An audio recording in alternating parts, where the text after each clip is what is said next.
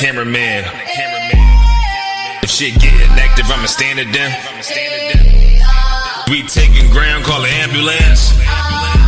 That shit go left, right, left, right, left, right, left, right. If shit go left, you best get right, or you'll get left. You got that right.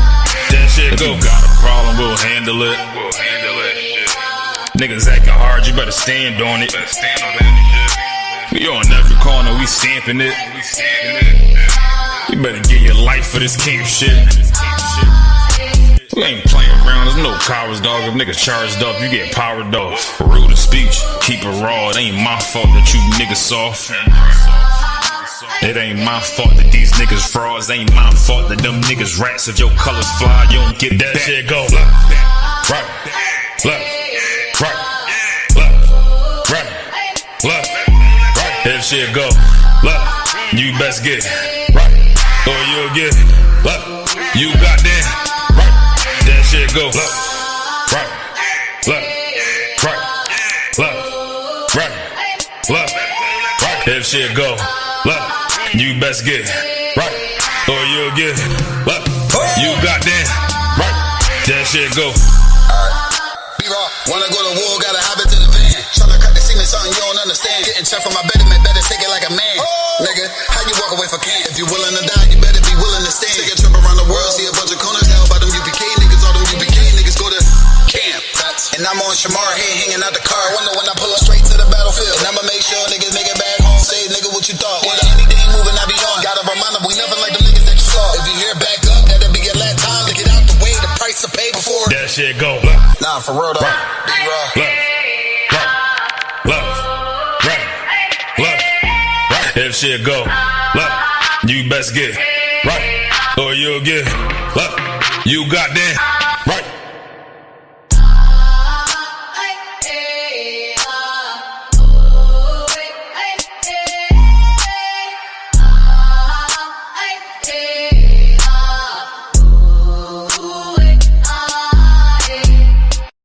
Seriously, you're looking for a Christ man, the one who anointed with the Lord, with the Spirit of the Lord, to do His will. I'm that nigga.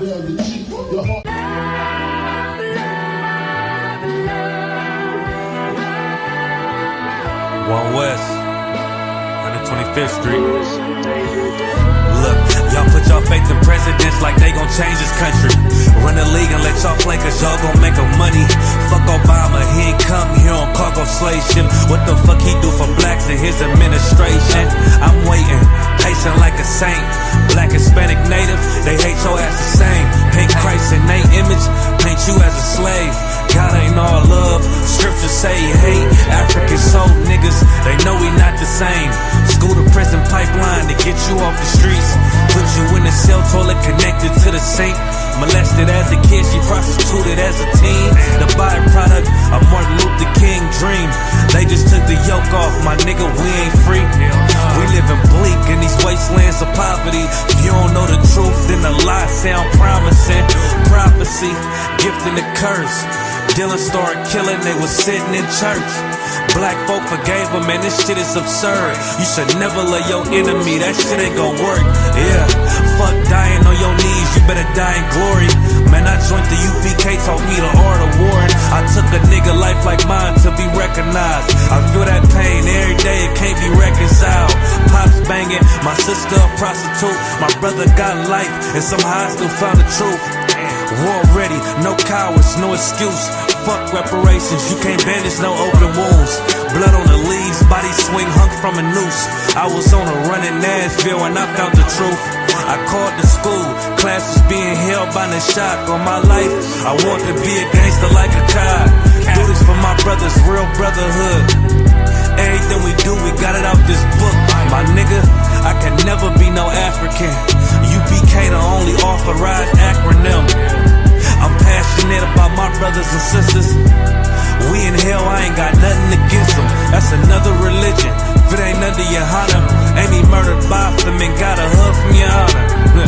That's the way out for a coward in my observation. They don't fear the Lord, they indoctrinated. Wolves in sheep clothing, Joe Osteen. Real priest bringing back black royalty. One West on my headpiece, ranking order. Can't let them trick me off the streets, I gotta raise my daughter. I got brothers at the border ducking ICE agents.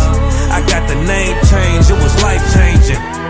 My family thought it was a game, put on all black, they said I was going through a phase. It's more of us in jail than it was slaves. Chose by the Lord, we could never be the same. Soon as they born, the wicked go astray. They left the truth, they wasn't with us anyway. Niggas weak, they just saying anything to be truthful. We don't want no cowards anyway. Look, coronavirus, that's a plague. You don't get too much sleep when you waking up the dead. First camp, I cut off all my dreads. I took an oath when that oil hit my head. Niggas capping like they lids. I'm a priest, I never stick no fork in no pig. I was dead till I found out how to live. This brotherhood taught me how to be a man. I came back to my roots, I had to dig. A couple gaps I had to bridge. I got a rib, I'm married to this work. You wanna serve the Lord, he ain't in the Christian church. Came back to my roots, I had to dig. A couple gaps I had to bridge. I got a rib, I'm married to this work. You wanna serve the Lord, he ain't in the Christian church.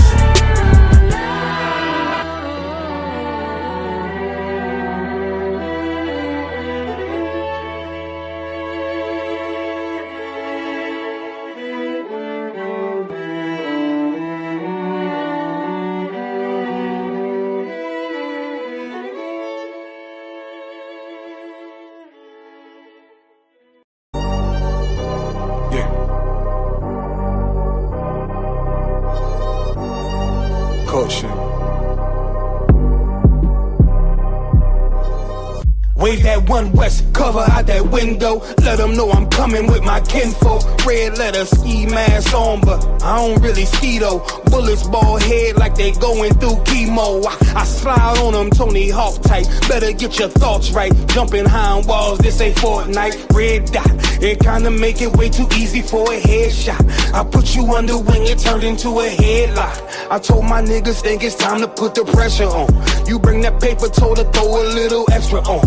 We go to war and see I murder one, you murder two, it ain't the same degree. Better up into a capital offense for them dollars, but it really don't make sense. Guns behind tents with some liquor and we riding down the freeway. Slide on them, spin the block and replay, so we slide again. You know my position, I'm on standby. Ain't no competition, it's a landslide. Oh, you a rider, motherfucker, ride again. You said you slide on them, nigga, slide again. Niggas claim they hot, but we been fire. If they ain't one of mine, so they ain't tired. Oh, you a rider, motherfucker, ride again. You said you slide on them, nigga, slide. We got this mapped out. Niggas selling wolf tickets, not living what they rap out. Said he gon' ride, too emotional, he'll crash out. And I ain't boxing, wrestle with this cannon, you gon' tap out. 100 troopers in the building, turn this shit into a blackout. We both come from the mother, why you tryin' to do me dirty? He cut himself off, we let him rock, he ain't worthy. You playing ball courts, throwing number like a jersey. While niggas folded like origami, I kept it sturdy. Told my son he got the blood of a king, he ain't got a word. They gon' cross you like a Christian, it's better to learn this early. They be watching, trying to copy, asking questions, trying to learn me. I ain't in the back and forth if the business don't concern me. Catch the wrath from my anger, I be trying to give a mercy. Ask the angels keep me covered, I'ma slide, they might have heard me. They playing with that fire, get too close, it's gonna burn me. We ain't never looking back, moving forward, it's the journey. You know my position, I'm on standby. Ain't no competition, it's a landslide. Oh, you a rider, motherfucker, ride again. You said you slide on them, nigga, slide again. Niggas claim they hot, but we been fire. If they ain't one of mine, so they ain't tired. Oh, you a rider, motherfucker, ride again. You said you slide. Look, little nigga, I'm made. All these rappers soft, claim they all cut from a hold of a clove. I'm the one with the blade. Untamed gorilla, keep your hands out the cage. I be standing on they neck, One West to the grave. You can keep your mercy, nigga, I ain't worried. Revenge call me buddy love, I call her Miss Purdy. Nigga try to blitz, I'm going 730. I'ma shake the whole room like Big Shirty. Nigga say one war, it's whatever, buddy. Glock fully loaded, you know these letters bloody. Come for me, you a bitch, homie. Boy, I'm realer than your big homie. on me. 144, yeah, the one and only. And you know I keep this blick on me. Body slam you like Mick Foley. I got that black out on my arm, play that bitch like a violin. Said me try me once, nigga, try again. You know my position, I'm on standby. Ain't no competition, it's a landslide. Oh, you a rider, motherfucker, ride again. You said you slide on them, nigga, slide again. Niggas claim they hot, but we been fire. If they ain't one of mine, so we anti. Oh, you a rider, motherfucker, ride again. You said you slide on them, nigga, slide again.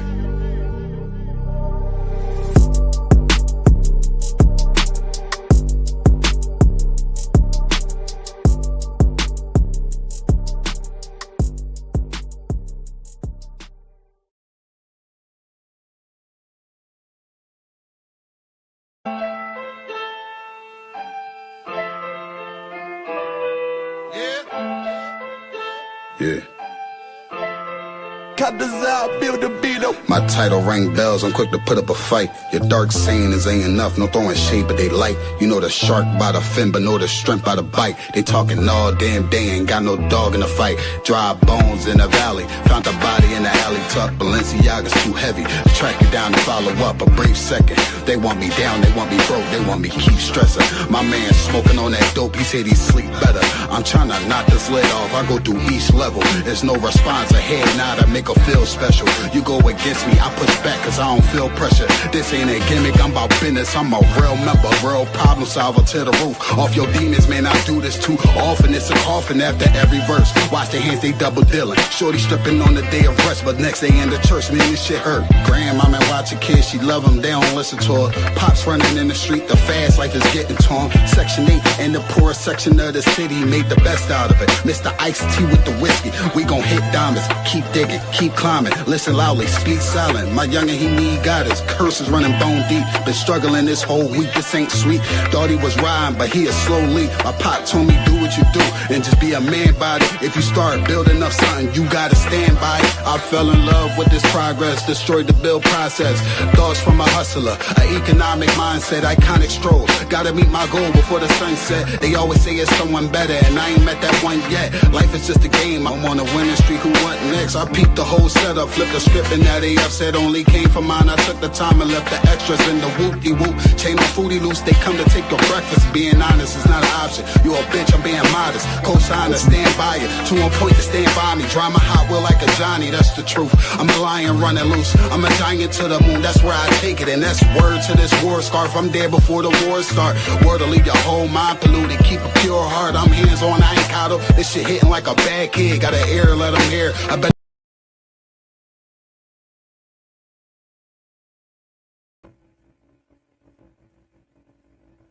Ready to rock, Hakim?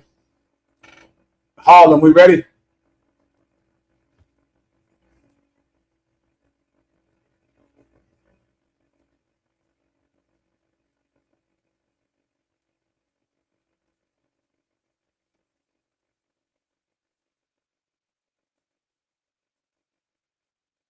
Harlem, I can't hear you. Slug it, sir. Allah put rock. How about Shimmy outside, brother? Thumb. Clap it up, Hakim. Good to see you. Que bueno verte. How about Shimmy outside, brother? Thumb. How about Shimmy outside, brother? Clap it up, Hakim. Good to see you. Bueno verte. Please have a seat, Hakim, please. Good to see everyone. Please. Un momento. Mi nombre es General MAHAYAMAN. Estoy al servicio de el General Yahana. Nosotros somos la Escuela Israelita de Conocimiento Práctico Universal. Comenzamos en 1 Oeste Calle, 125 Harlem, Nueva York. Desde 1969, debajo del mando del General Yahana. Carnales, esta es la verdad. Si tú eres hombres, hispanos, negros o indio nativo, tú eres Israel, el pueblo elegido de Dios. Tu madre y tu padre dicen que somos un culto y mantienen su iglesia sin culpa, pero su iglesia es culpable de todo lo que nos están pasando. Órale, Hakim. Also, un momento. Merci, parle français. Les vrais juifs bibliques sont les noirs, latinos, et américains. What I just said in French was real Jews of the Bible are blacks and Latinos. Clap it up, Akim. Let's get it on. You ready to rock? Yes, sir. I appreciate you, Akim. Who do we have in here tonight? Sir, we got South Carolina with us tonight. Oh, South Carolina. I see you, Akim. Good to see you, brothers and sisters in South Carolina. We got Virginia here with us. VA, big VA. Good to see you, Warrior. Killeen, Texas. Big Texas. Que bueno verte. Good to see you, Big Texas. Trinidad with us. Oh, the bad man up in Trinidad. I see you, Trini. Good to see you, Akim. And we got the UK in here with us. Oh, the road man, the pack leader. Down there in the UK. Good to see you, road man. What's going on, Warrior? How about some chocolate? Shabbat for water for coming in tonight. Tonight, Akim, Captain Karakia out of the UK. He's going to explain a big story in the UK to us and show you how it relates to blacks and Latinos all over the world. And it should be very informative to white people out there. White people out there, you don't have to have the judgment be as stern as it's going to be on you in the future. White people are going to have an extremely terrible judgment for their cruelty that they have performed on the planet Earth to people who were in their care. And white people, if you want to receive mercy, if you want to receive any modicum of kindness, then you better change your ways and do it immediately. Captain Karafia will tell you about a story that relates to that in the United Kingdom. All right. Anything else? Wow, sir, we got some questions in the comments already. Please, I'm ready to rock if you are. Yes, sir. Estoy listo. Let's do it. From ISUPK SAC. Shalom, sir. If I may, with your grace, can I get a breakdown on Romans 10 and 4 through 6? Baruch Hashem. That okay, see. Absolutely. No hype problem. Let's do it. Romans 10 and verse 4. For Christ is the end of the law for righteousness to everyone that believeth. Christ is the end of the law for righteousness. Now, to the brother that asked the question, what's the word synonymous with for? That's all. That might help you. ISUPK SAC. You better hurry up, though. For is Old English. I arose, for it was morning.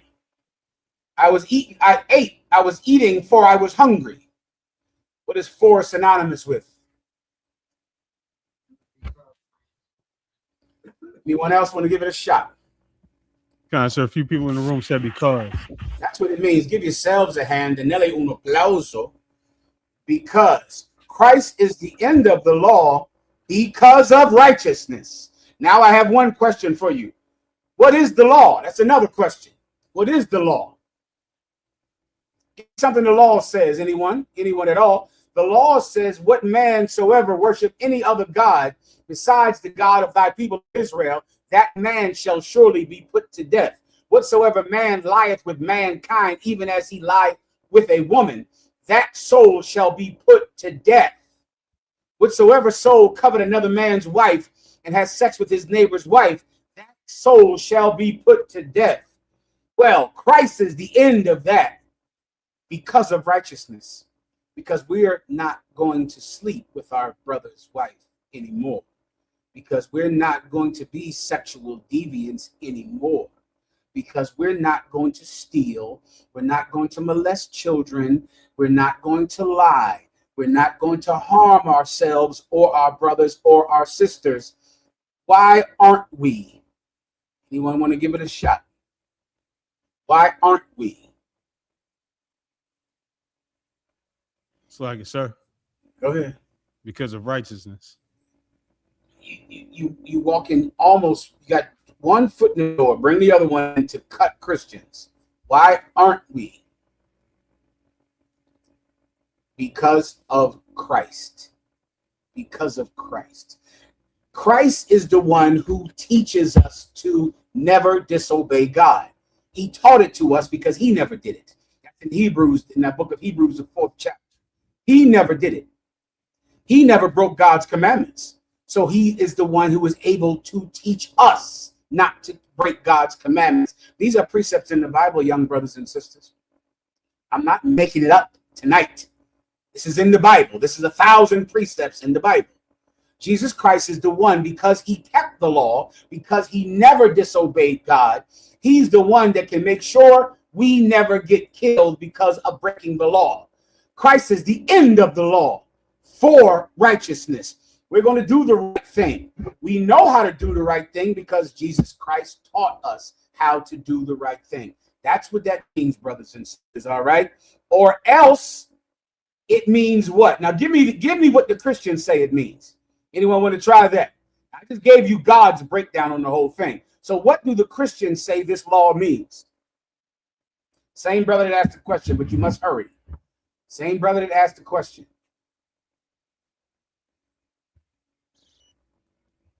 What anyone then? What do the Christians say that this precept is talking about? Read it again. Come on. Romans 10:4.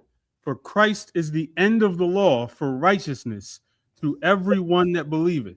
For everyone that believed. That one killed it. That one absolutely killed the lie right there. For everyone that believeth. Believeth in what? Believeth in Jesus Christ. If you believe in Jesus Christ, then from now on you will be righteous. And there will be no need to kill you for adultery. No need to kill you and stone you for sexual deviance. No need to stone because you disobey this law, disobey that law. You're righteous now because Jesus Christ showed you how. He gave his life for the sins you committed in the past. And you now give your life up for him. So now you don't eat what you want to eat anymore. You don't have sex with who you used to want to have sex with. You don't go and celebrate the things you used to go and celebrate. You're different now. Now you're righteous because of him. If it doesn't mean that, then what do the Christians say it means? Someone, come on. Someone, give me one of the brothers from the other camps. So, the sister got is the mic on? Okay, you got it, sis. The Christians say that because of Christ being nailed to the cross, the law being nailed to the cross. So what does that mean? That means they don't no longer have to follow the law. And give me some laws that they say you don't have to follow. Murder, stealing, not converting other gods, and all kinds of stuff. According to the Christian philosophy, if a man wanted to rape you, would that be okay? Yes, it would be okay. It would. Why? Because they sin anyway, and they think that Yahweh died for their sins. Because they say that the law is nailed to the cross and the law is done away with, right? Right. So is there a law against raping a woman? Yes. So if the law is done away with, then what would that mean? That means they don't have to follow it. So what could they do? They could rape. Do they rape? Yes. Now you know why. You understand? Now you know why Christians live such a lawless lifestyle. That's why Christians molest children. They all do it. And none of them think that God hates them. None of them. There is no child molester that ever thinks, no, God hates me. Every child molester thinks, God knows that I mess up sometimes and God knows I'm struggling. But God knows my heart. Even though I know when I get drunk, I go into my daughter's bedroom and I know I touch her, but I wish I could stop. And God knows I love him. Every child molester still thinks that God loves him. Every rapist still thinks that God loves him. Every thief, every liar, every pork eater, every shrimp eater, they all think that God loves them. Now you see why Christians are so lawless, because they don't believe in the righteousness that Jesus Christ is teaching. I pray you understand. Eso entiendes. Is there anything else? Yes, sir. The brother asked for 4 through 6. Verse 5. For Moses describeth the righteousness which is of the law. Read that again. Slide, sir. Please, again. Otra vez. For Moses describeth the righteousness which is of the law. See, Moses talked about the righteousness that was of the law. Moses knows, boy, if we wouldn't eat pork, we'd be righteous.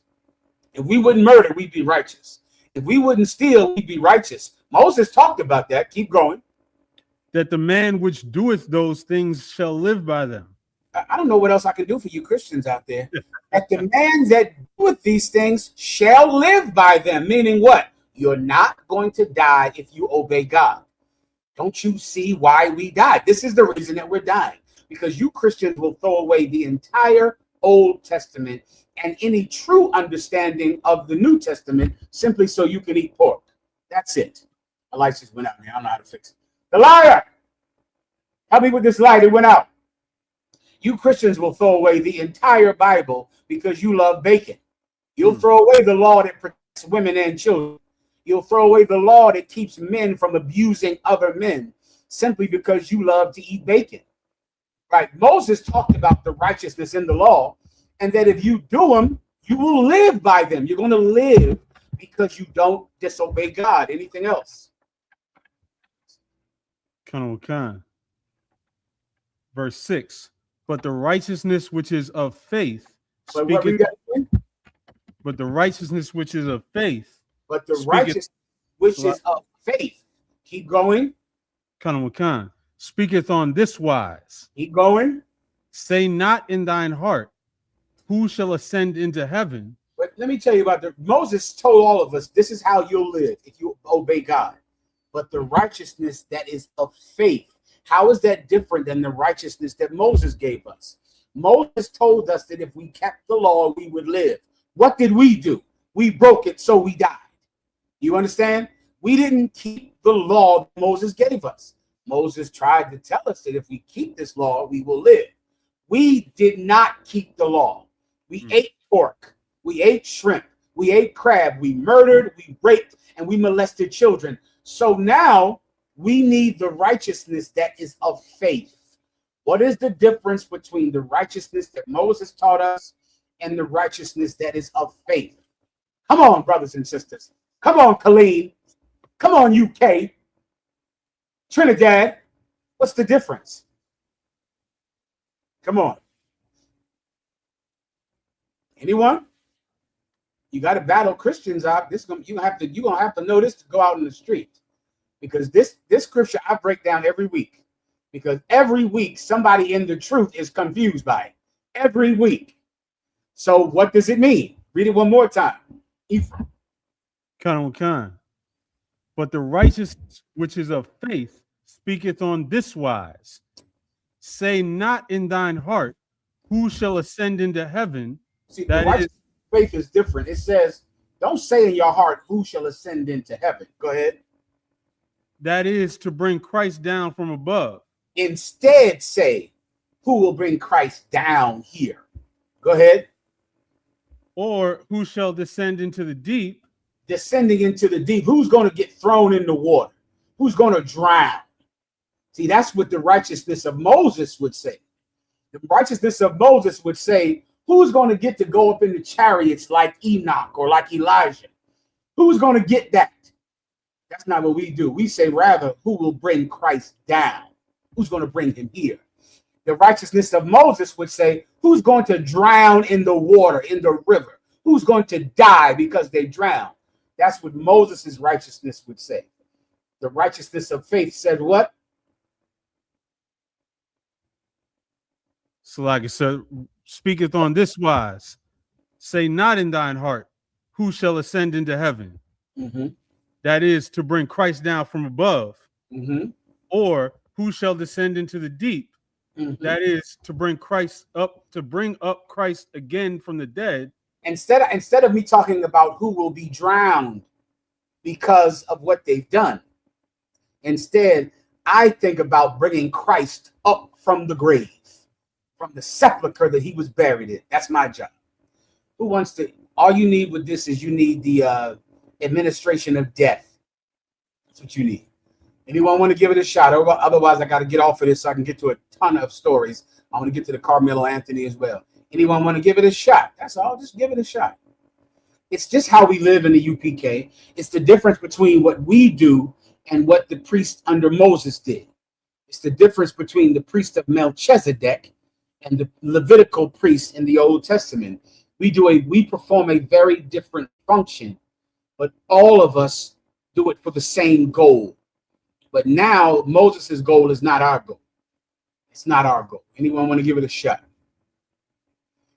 Anyone in the chat, bro? I'm sorry, who's that? South Carolina? Not South Carolina. Who's that?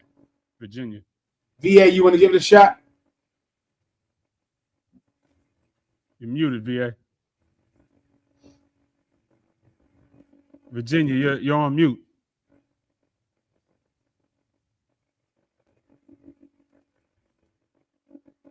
So anyone else? VA is having a problem. Anyone else? Anyone in the chat room? I got to go, Ephraim. You ready? Come on. Okay. Officer Yatazar in the room. Yatazar, you got it, Levi. Shalom out. Real quick, sir. Is it saying that don't ask who's going to follow the law, who's going to break the law? Be the one that live.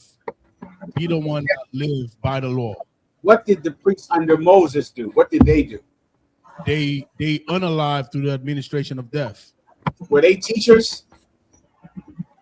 Sir. They were killers. They killed people. They decided whether or not you died. That's what they did. They decided whether or not you died. And they would base whether or not they killed you on law. They would say, okay, he's a sodomite, he has to die. He has to die. That is not the job of faith. That's different than the priests that followed the law, said kill homosexuals. That's what the law says, to kill them. And the priests were the one that carried it out. Instead of us saying, who shall ascend into heaven? We say, who's going to put Christ down here? So we're not deciding who gets on the chariot. That's not our choice. We don't decide that. We don't say, well, this brother is so evil, he's not going to make the kingdom. That's what you Christians do. We don't do that. There are Jesus, how do I know? Because there was a woman who had a terrible reputation, and she washed Christ's feet with long, tight hair. She washed his feet like you use a sponge on someone's feet with her woolly, long hair. With her Hebrew, she washed his feet. And the people said, this man cannot be a prophet if he would let a woman like this touch his feet. He said, this woman has done a great thing that you didn't do. You didn't wash my feet. What she's done shall be remembered of every generation. You look down on this woman because of her past. You look down on her because of things she's done in the past. Why? Because she's broken the law of Moses in the past. But look at her now on her knees washing my feet. Jesus Christ doesn't say, well, this woman isn't making the chariots. Jesus Christ says that this woman is bringing me here to rule this world. That's what she's doing.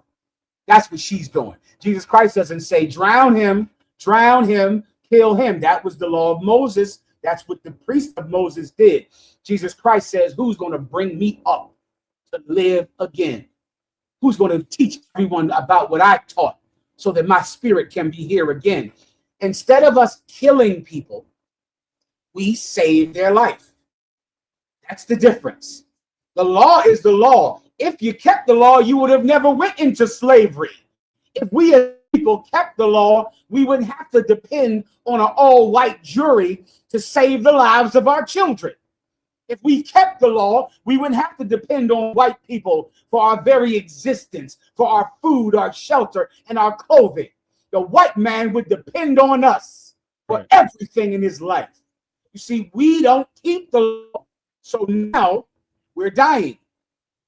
The administration of faith are the people that believe in God enough to start keeping it now, to change their lives now so that the dying can stop. Under Moses told you how to not be killed. Moses taught you that. If you did it, you would live. But Moses could not teach you how to stop getting killed, how to stop dying. Jesus Christ did that. Jesus Christ did that. Moses could only kill you if you broke the commandments. Jesus Christ taught us how to stop being killed. That is what we're reading right now. It's right in front of your face. There is no other way to break it down with the multitude of precepts where Jesus Christ told us that we should not disobey God, that we should not break God's commandments. Everyone understands. That's all I can do for you. Anything else? What, you want to read the one? You want to read on? Colonel Khan, that was the brother's question. All right. You got a few questions from the zone, sir. Montreal has a question. Montreal. Shalom, sir. What's going on, warrior? Everything to wow, Badawan. Everything's going on all right with you as well, sir. If I could, sir, with your grace, can Exodus chapter 23, verse 33 be used as a precept in conjunctions with Judges chapter 2, verse 21 to 23? I'm going to read it out of one, if I could. It's the book of Exodus chapter 23, verse 33. It says, "They shall not dwell in thy land, lest they make thee sin against me. For if thou serve their gods, it will surely be a snare unto thee." Go ahead. Your question is? My question is, can it be used as a precept in conjunction with Judges chapter 2, verse 21 to 23, where it says, Judges 2 and 21, "I will not henceforth drive out any from before them of the nations which Joshua left when he died." Verse 22, "That through them I may prove Israel, whether they will keep the way of the Lord, to walk therein as their fathers did, keep it or not." Verse 23, "Therefore the Lord left those nations without driving them out hastily, neither delivered he them into the hand of Joshua." Absolutely. These are precepts for one another, correct? Karawakan, sir. Tawada one. That was my question. I'm sure we get the Tawada warrior. You got it. Chicago has a question. Chi-Town. Hey, Shalom, Judah. Yahba Shem Yashua Barakatah, sir. What can I do for you? Hey, Salaki, sir. So we have two questions. A brother in the class has a question, sir, that he wants to ask you. Please. Khan, sir. I had a question about. Salaki, sir. So the brother can be seen. There you go. Khan, General. I had a question about Judges 3 and 14, sir. Please. Khan, this is the book of Judges, chapter 3, verse 14. "So the children of Israel served Eglon, the king of Moab, 18 years. And my question here, sir, is could we use this as another captivity scripture or not? What's your name, warrior? Officer Salakia, Anashwan, sir. Anashwan, what's your rank? 50, sir. 50. That's absolutely what this is. Well done, warrior. That's exactly what you'll find when you read the Bible arc is that we've served slaveries and captivities that we don't even know about anymore. The nation of Israel, there are 18 nations on the planet Earth, right? The Israelites have been in captivity at some time under 17 nations, and we're the 18th. We served slavery under the Chinese. The Moabites are the Chinese. And we were slaves in China, in the land of the Moabites, which is the land that the Chinese were in before they got on boats and moved to China. Before they migrated to the land that's called China now, which is also in Asia, just like the Middle East is in Asia. They lived in the land of Moab. And we were in slavery under them. We've been in slavery in the Arab world. We were slaves to the Arabs, who the Bible calls the Ishmaelites. We've been in slavery at some time to every race. And this is actually the one you're reading about right now. Anything else? La, sir. The water, sir. Well done. Good job. Hey, Sluggy, sir, that actually rolls into a question that a brother that's not in the class had. He was asking, he wanted me to ask you with your wisdom and knowledge, sir, how did the Moabites get into China? Oh, you got to go research that. Commander Juliana breaks that down to me. I forget who in the hell these nations are and where they at. But now the Chinese, okay, there's a religion in China. Give me that Chinese religion where they worship boats.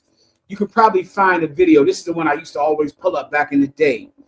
It's some Moabite people, and their gods are boats, and they make boat churches, boat, idols, boats, everything, because they know that they came to their land on boats. This is what people do, and this is the history of every civilization. Once times get hard, they leave and they go to someplace else to have a better life. Everyone does that, and they hate Mexicans and Guatemalans and Haitians for doing the exact same thing. Every white race has done this. The Anglo-Saxons did it once the Normans came and invaded England. Every people, once they get in trouble, they get on boats and they leave their country looking for a better life. The Chinese did that. The Chinese left the land of Moab in the Middle East, and they went to find a better life somewhere else where they could be alone, where they could not be under attack from the other nations round about them.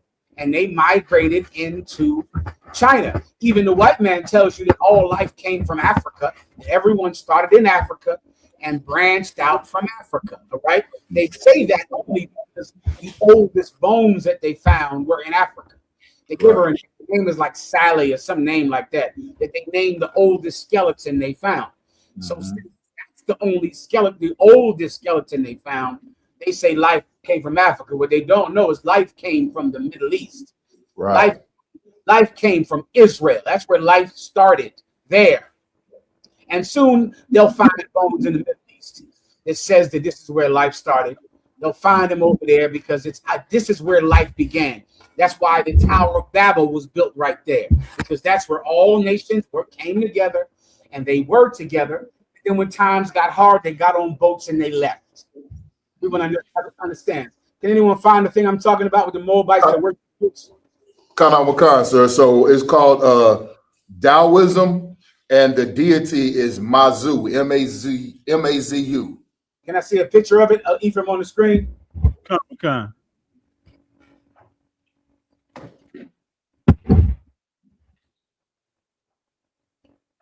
It says Mazu or Matsu, M-A-T-S-U. So it's either one. It's the same God, it's different names.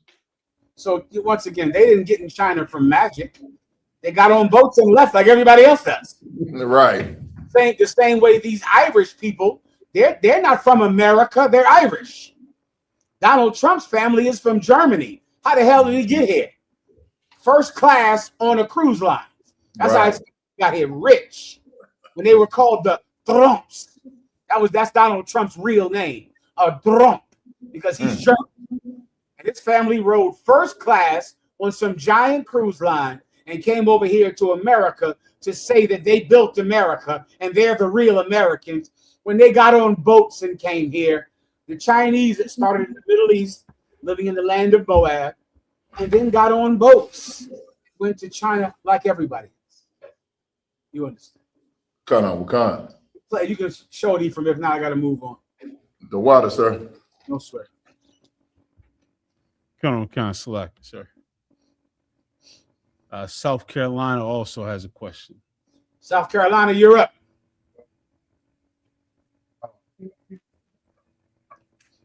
What's going on, Warrior? This is Trooper Dom. I have a question on Luke chapter 10, verse 18, and Revelation chapter 12, verse 7 through 9. Please. So Luke chapter 10, verse 18, and he said unto them, I beheld Satan as lightning fall from heaven. Yeah, man. So how would I be able? You're standing too tall, so I can't see you. You can sit down. It's fine. We'll get closer. That's good to see you. Go ahead. So now, what's your question, Warrior? Basically, like, how would I be able to? I don't want to just like believe what we teach, and I can't like articulate it if I'm speaking. So, like, how would I be able to prove that Satan didn't? How would you prove what?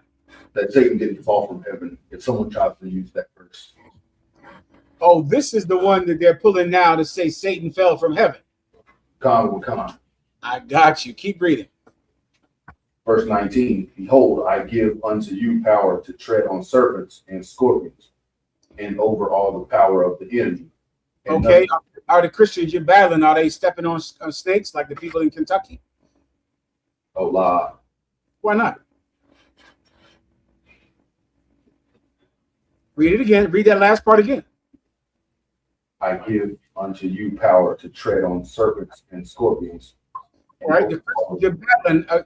Is this for Christians? Have they brought this to you in the past? No, it's like even like some figures like calling you who wouldn't say that Satan fell from heaven. I got you because it says I saw Satan falling like lightning, right? Come. All right. Does it also say I give you power to step on snakes and scorpions? Come. All right. Our Christians, people in Kentucky do this, and they die every day. When you read that, do you think it means possibly that God wants you to go step on a scorpion or a snake? Lie. Why not? Because that'd be harmful to yourself.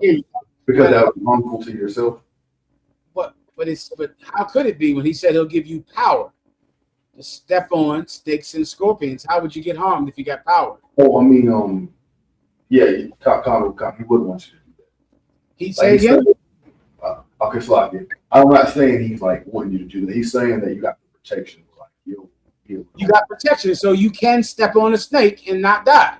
Come. All right, so why don't we go get a snake and step on the damn thing then? Now, you see what I just did just now? You're a trooper, but I'm going to teach you to do this. That's what I did just now. What I just did, we call that in the UPK, somebody getting confounded. That's a UPK phrase. I learned this from Commanding General Yohana. That's it. You know what you have to do in every battle, young warrior? Find the hypocrisy in what your enemy is saying. Hypocrisy is a virtually impossible attack to defend yourself from. I've made a career at battling people. That is really all I know how to do. I do two things in the work of the Lord, and that's talk and listen for the purpose of destroying Commanding General Yohana's enemies. And I am a formidable adversary against Commanding General Yohana's enemies. You understand, right? Okay. Now, what's my tool? I listen to them, and after I listen, I say something to them that finds hypocrisy on whatever they're saying.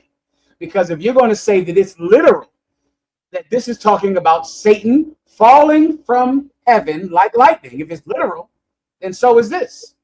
But every Christian you battle is going to say, well, of course not. Of course you're not going to step on a snake. Of course you're never step on a scorpion. That's stupid. That's ridiculous. I know it is. And it's also ridiculous for you to think that an angel who is not a man to be bribed with money, who is not a man to be bribed with sex, would ever rebel against his Lord. He's not even human. How in the hell does Satan rebel against God? What tempted him?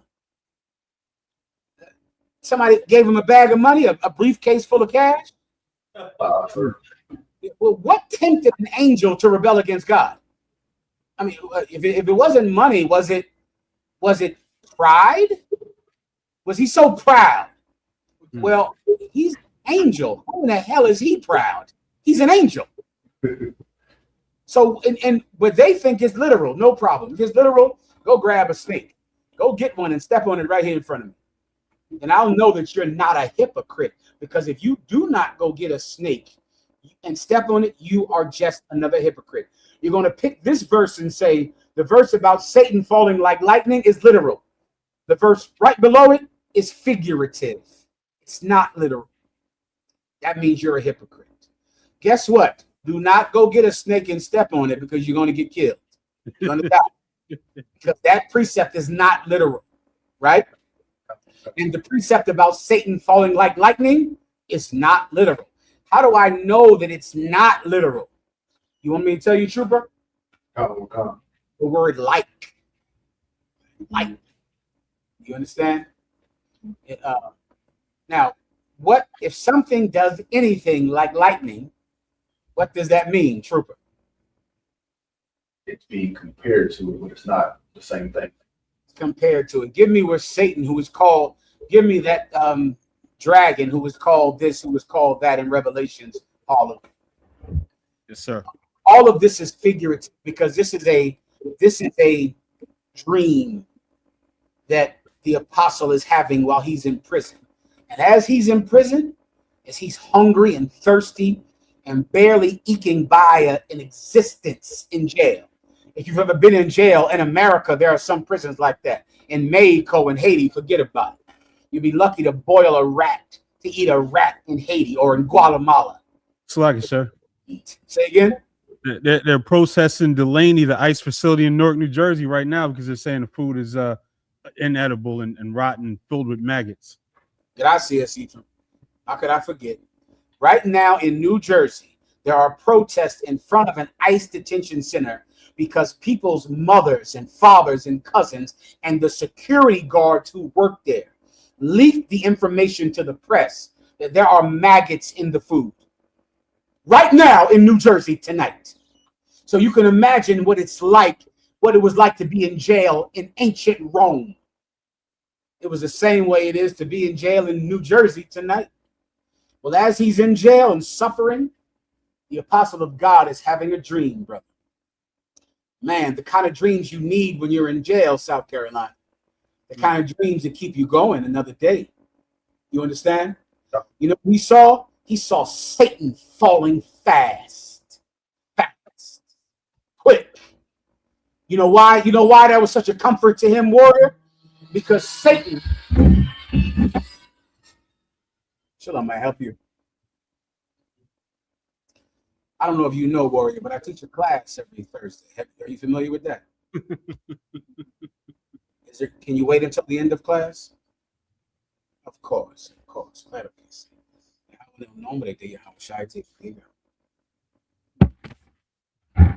He saw he was in prison and he saw Satan falling quickly.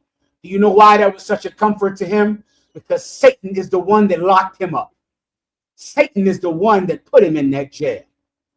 What Satan is he talking about, Trooper?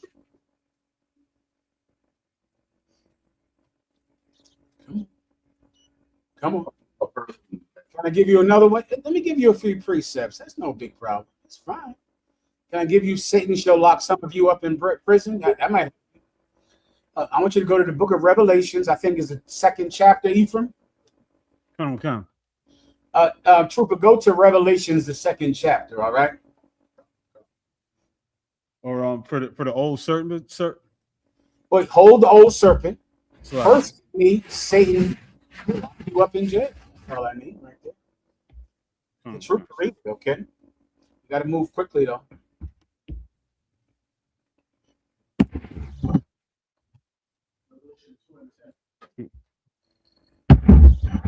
Should be 2 and 10, sir. Trooper, go to Revelation 2 and 10. Come.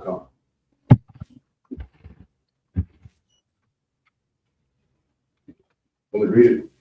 Please. Revelation chapter 2, verse 10. Fear none of those things which thou shalt suffer. Behold. Fear. Oh, one sec. Slow it down a taste, all right, so I can break it down for you.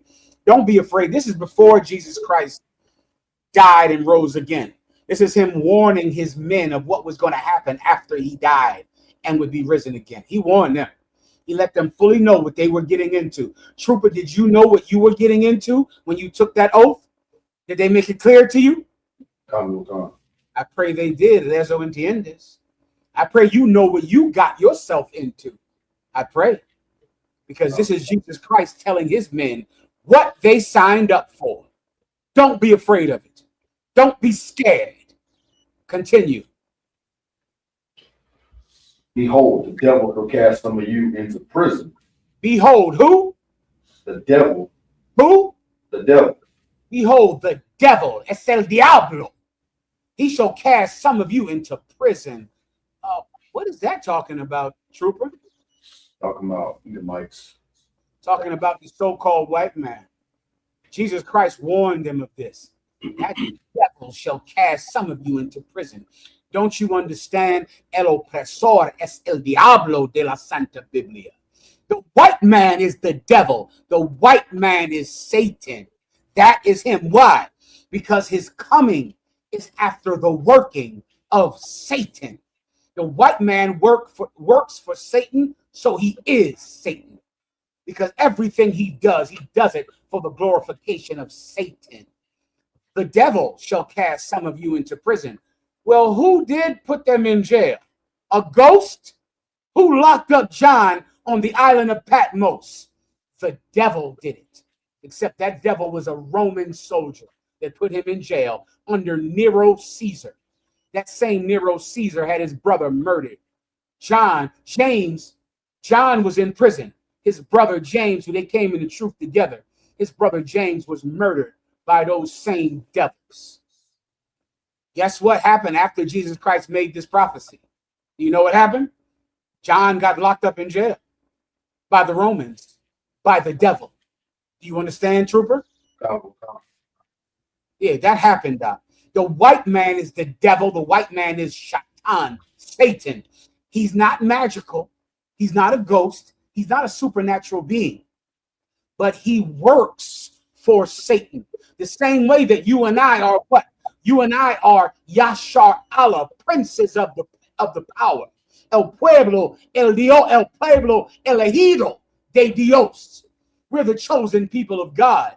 We're the princes of God. We're the sons of God because we work for God.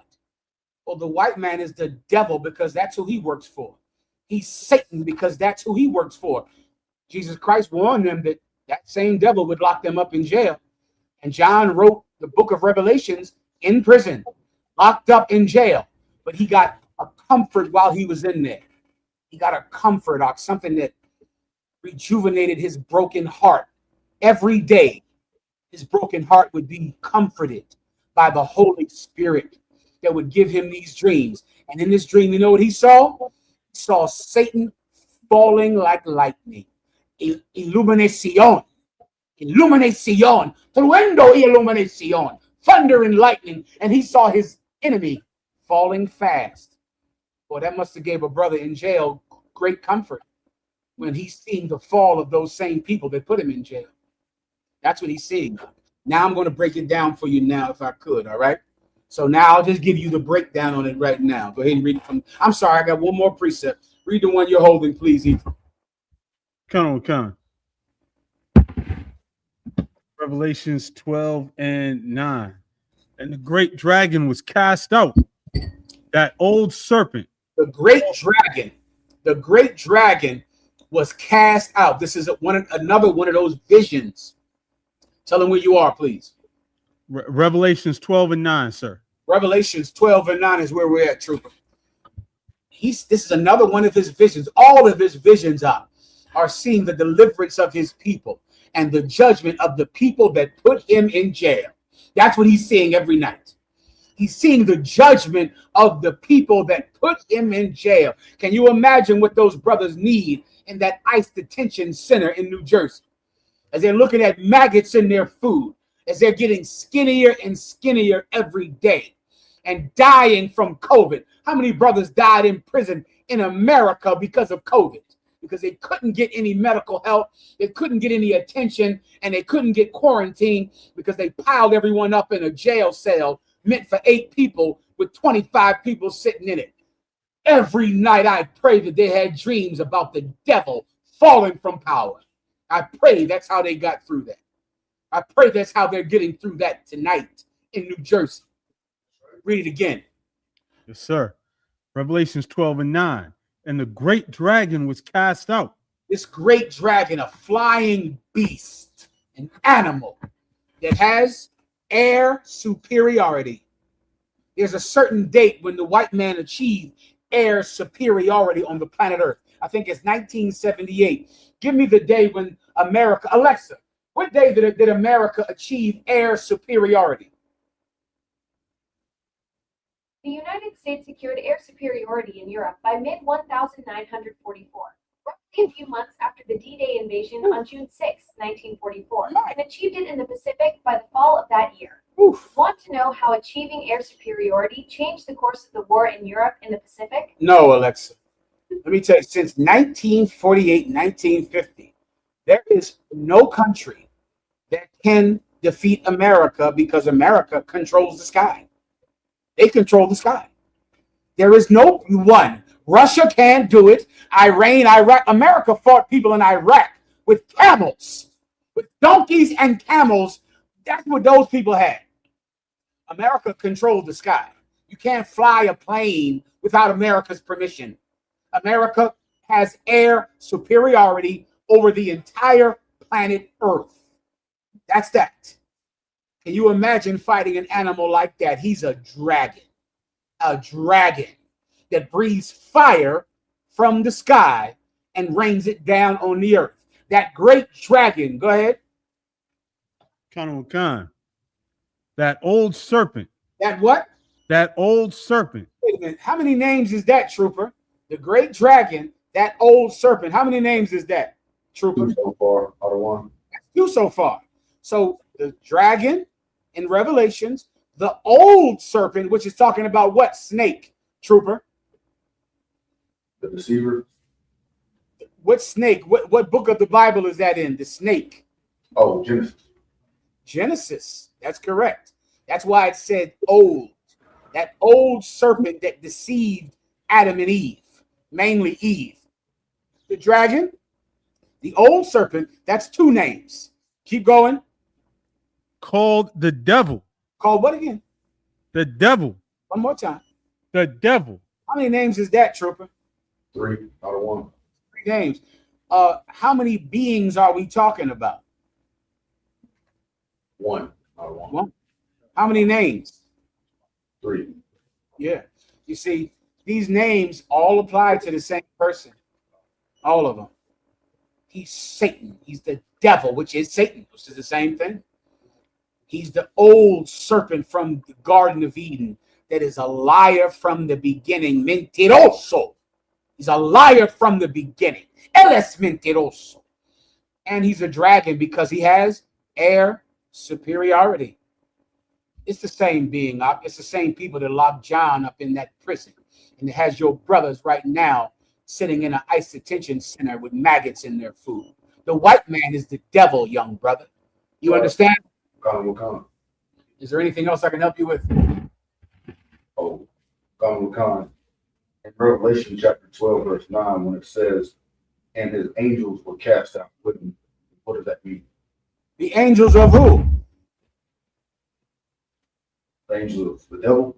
The angels of the devil. So now we know who the devil is, right? Khan. So now what is an angel in practice? What is an angel? Okay, think about God's angels, right? God has angels, right? Khan. And now we know that Satan also has angels, correct? Khan. So what do God's angels do for God? Work for him. Exactly. So now who works for the white man? Other white people in other nations. Denele un aplauso. Yes. You see how simple it is now? You know who works? You know who works for the white man? T.D. Jakes. Right. Martin Luther King. Let me give you. Can I give you the exact metaphor? Give me Charleston White. Give me Charleston White, Captain Tazar Yak, who's out there fighting Commanding General Yohanna's, fighting for Commanding General Yohanna to gain more ground out there in Las Vegas today, pushing the cause of Commanding General Yohanna out in Las Vegas, Captain Tazar Yak. He sent me a video today. I'm going to show you one of Satan's angels. All right. Give me, what's his name? Carmelo Anthony's family. Give me that first. And then give me Charleston White. There are people that work for the white man the same way that you and I work for God. The same way. They do his bidding. Check this out, Trooper in South Carolina. Go ahead and read it. Or play it. Do you believe your son received a fair trial? Absolutely not. Absolutely not. Absolutely not. And we're going to keep fighting. Mm-hmm. We will not stop fighting for justice for my son. Mm-hmm. And as parents, have you all struggled with guilt, asking yourselves, is there anything differently? I know, Kayla, you said you wish you had gone to that track meet. Is there anything that you both wish you could have done differently? I wish I would have just been rebellious. I was told don't talk to this person, don't talk to this person. I feel like it was just a setup. Now, so they told us, go get white attorneys. Every black person I went to a white attorney. No white attorney, they set them up, pushed them. Hey, here you go. I mean, no objections. It was things was smooth stuff because as a father of me being who I am, I got to make sure she's straight. This mama bear, I got to make sure she's straight mentally because if she's not straight, my house ain't straight. I'm not straight. Then so because I got the kids to worry about. Got to make sure his mental health. I can't go back and forth with him right in there because his mental can handle it. The misunderstanding of what dad is trying to tell you. This ain't a daddy moment. This is my first time seeing that video. That video is worse than what I understood from Tazaria. That video is terrible. Two things that happened in that video. One, someone told him, get a white attorney. Trust the white people. Trust them. Meanwhile, that white attorney was in league with the district attorney. Right. That white attorney didn't make any objections, didn't fight for his son's case, because that white attorney has to go back in that courtroom and work with that DA every week. And there are many times out when you hire the wrong lawyer, you're in a deal that you don't know about. Your attorney is working with the DA where they'll say, I'll work with you on this case. You'll help me on the next one. You'll get my more expensive clients off who are paying me more money. And I'll give you this one so that you can get elected district attorney next season. So it can help you politically. So it can help you gain more office. And somebody told him, hire a white attorney. Hire a white attorney. And now he regrets it. Also, he knew that he shouldn't do it. He knew. He said, now I wish I was more rebellious. Why did he do it? He did it for his wife. That's why he's saying, I got to look out for my wife. Because his wife was telling him, listen to them. Listen to them folks. Listen to those people. We got to trust white people. Give me Charleston White. I'll show you who he was listening to. Show me Charleston White. His wife, because she's a woman and she's weak. Go ahead. Wait, first read it, then play the video, please. I feel stupid for even calling you, trying to make you believe what I believe. Because I really believe that, fam. Nigga, I don't went against my own people trying to convince black people white people is good, homie. But all white people ain't bad. Why? I ain't never met a bunch of bad white people. So when I saw all white jewelry, I called you and told you, have no fear. White people ain't that bad. I had faith in that all white jewelry, didn't I? Didn't I? Man, listen, I feel horrible because I tried to strengthen your faith with my faith in white people, homie. I told you, man, that white jewelry go do right by us. I told you that, homie, and I believed it. I feel foolish. I feel stupid for even calling you, trying to make you believe what I believe. Because I really believe that, fam. Nigga, I don't went against my own people trying to convince black people white people is good, homie. Only to look like a fool in such a case. It's hard to defend. It's hard to defend what we see, homie. When they defend the Chinese man, George Floyd laid on the ground, homie. Y'all see from? And didn't. Because I really believe that, fam. Charleston White is an Uncle Tom. All Uncle Toms are Satan's angels because they work for the white man. They just made sure that some white lawyer got a payday. They made sure that white people got more rich, white people get more power. Charleston White is an Uncle Tom. Uncle Toms work for Satan. Right. They don't work for their own people. They don't work for our best interest, and they don't work for God. They work for white people. They're Satan's angels. Guess what? The Most High God said, prepare the lake of fire, which is prepared for Satan and his angels. There is a destruction coming one day, and our oppressor is going to be utterly burnt with fire.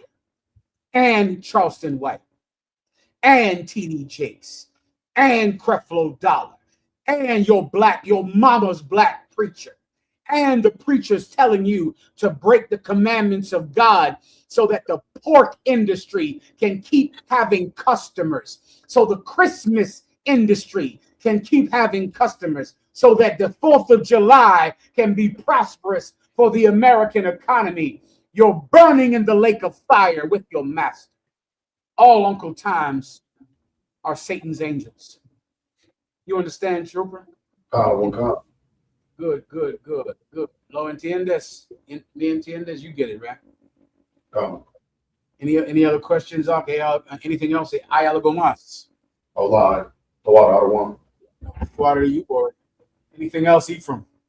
Salaki, sir, it's so crazy. They pressed them to get this white attorney that did such a terrible job. Meanwhile, Rick Chow hired a black attorney. Ephraim, you're telling the goddamn truth. Ephraim called me and told me that this black attorney, that Chinese piece of garbage that murdered that brother over a stolen bottle of water, he had a black attorney spoke eloquently in the defense of another nation, made sure that Chinese man was acquitted. Mm-hmm. Carmelo Anthony's family could have hired him, but they don't. But oh my God! I mean, the sense of it.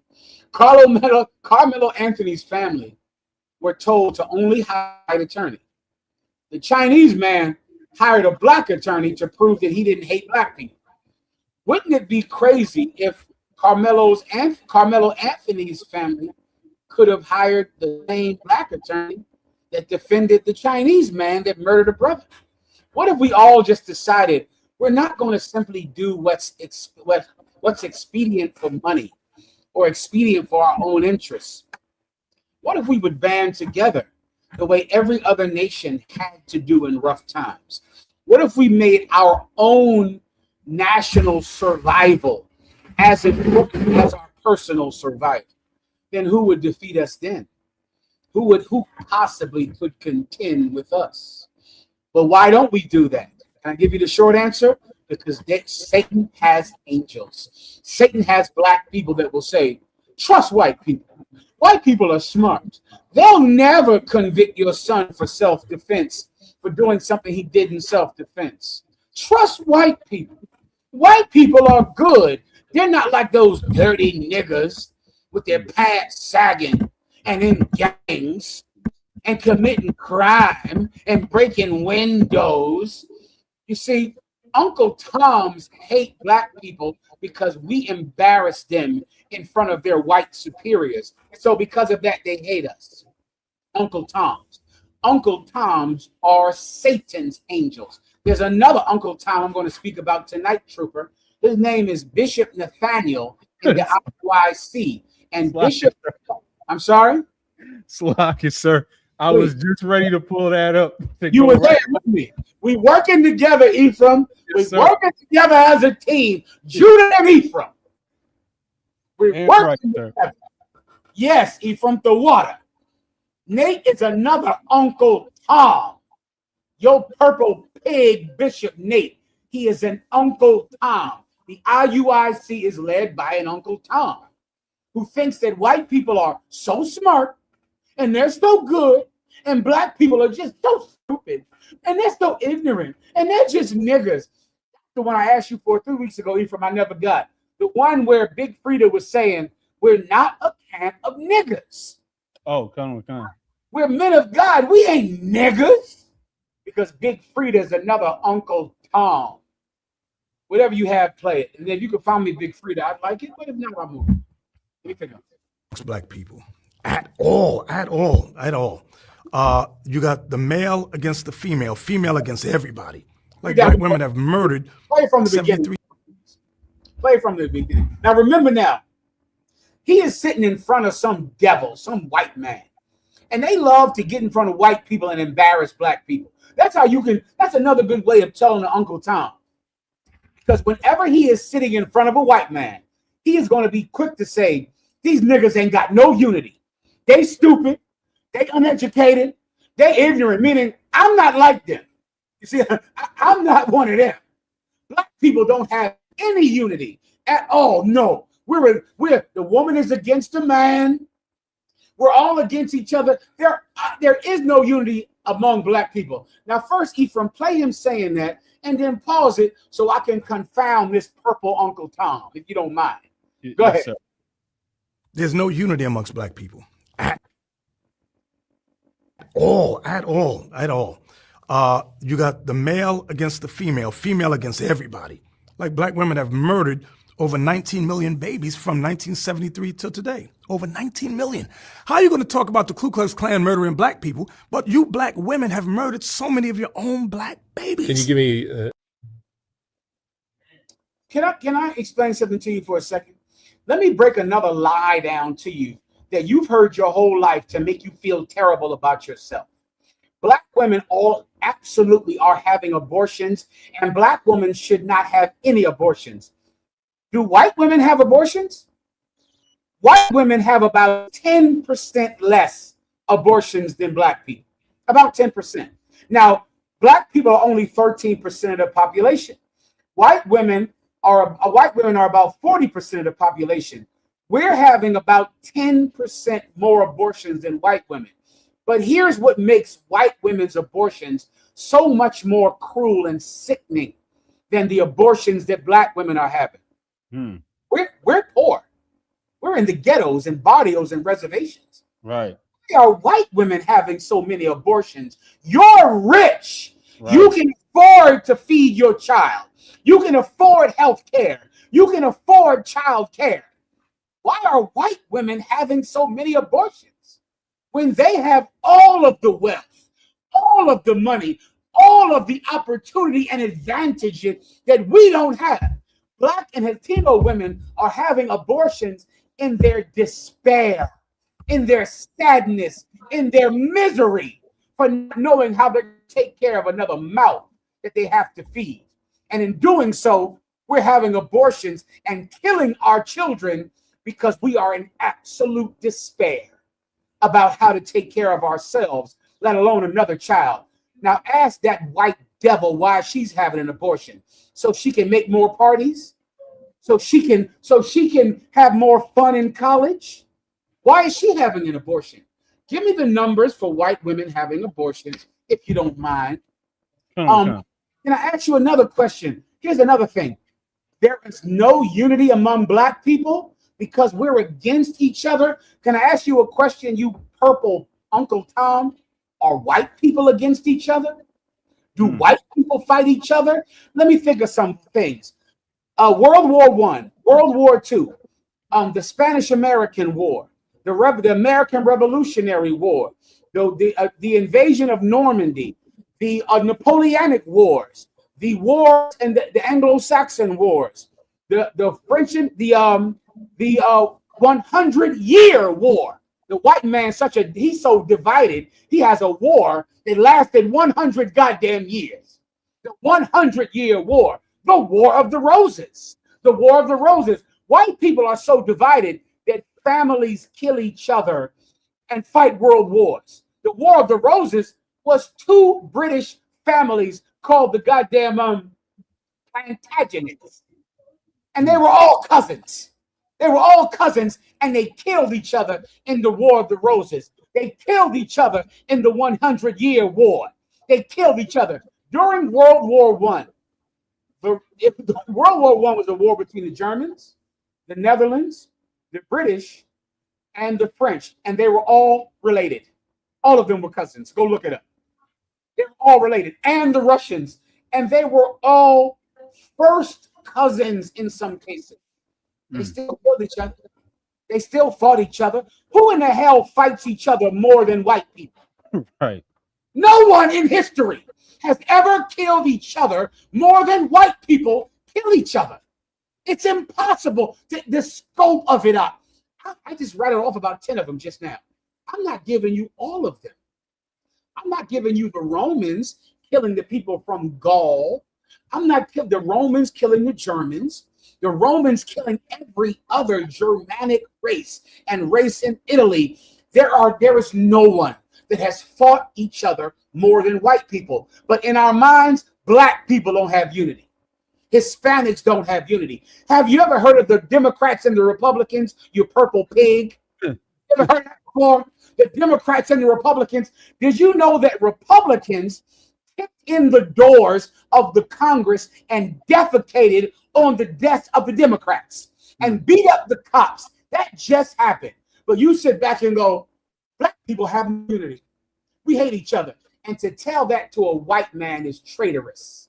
You see, this purple pig sits in front of this white man, and he can't even say anything bad about white people.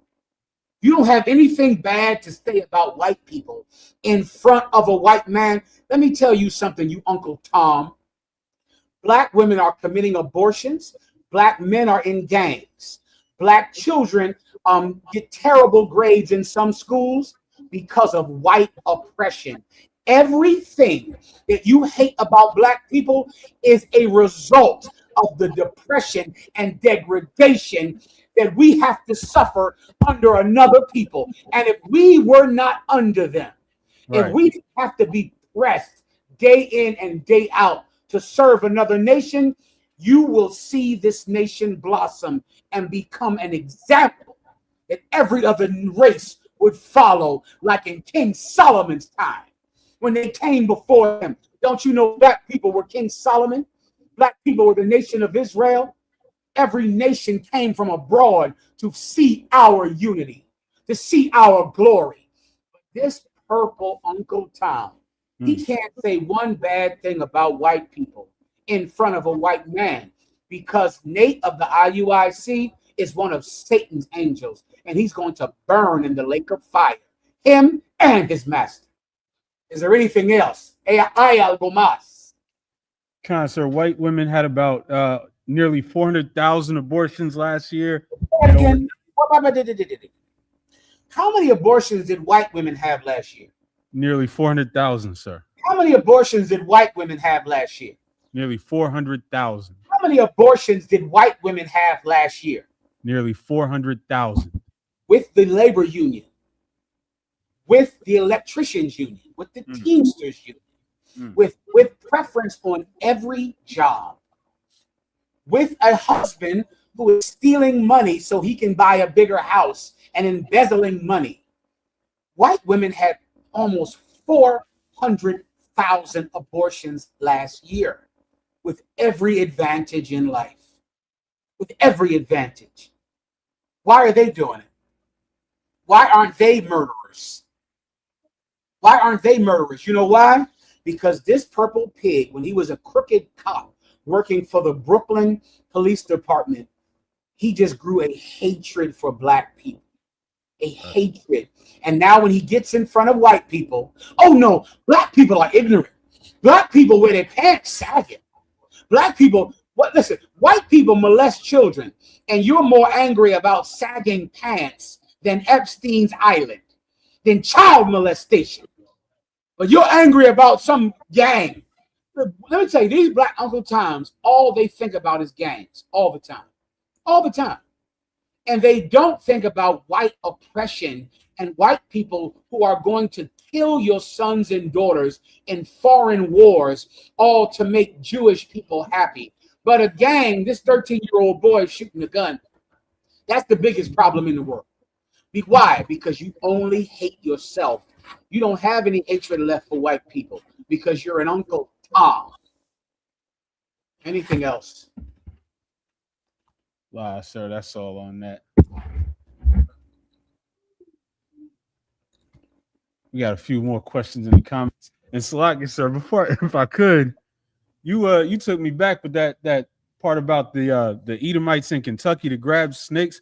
I'll never forget reading a story in the Wall Street Journal about what they do down there, and every church that they profiled, the pastor died, the pastor's son died, and another one, the pastor and his wife died from snake bites, and they just kept killing themselves by taking this scripture literally. Listen, they're not hypocrites. You understand? They believe in that shit up. The white people in Kentucky, they're going to grab a viper, a Veneno serpiente. They're going to grab a venomous snake and hold it and get killed.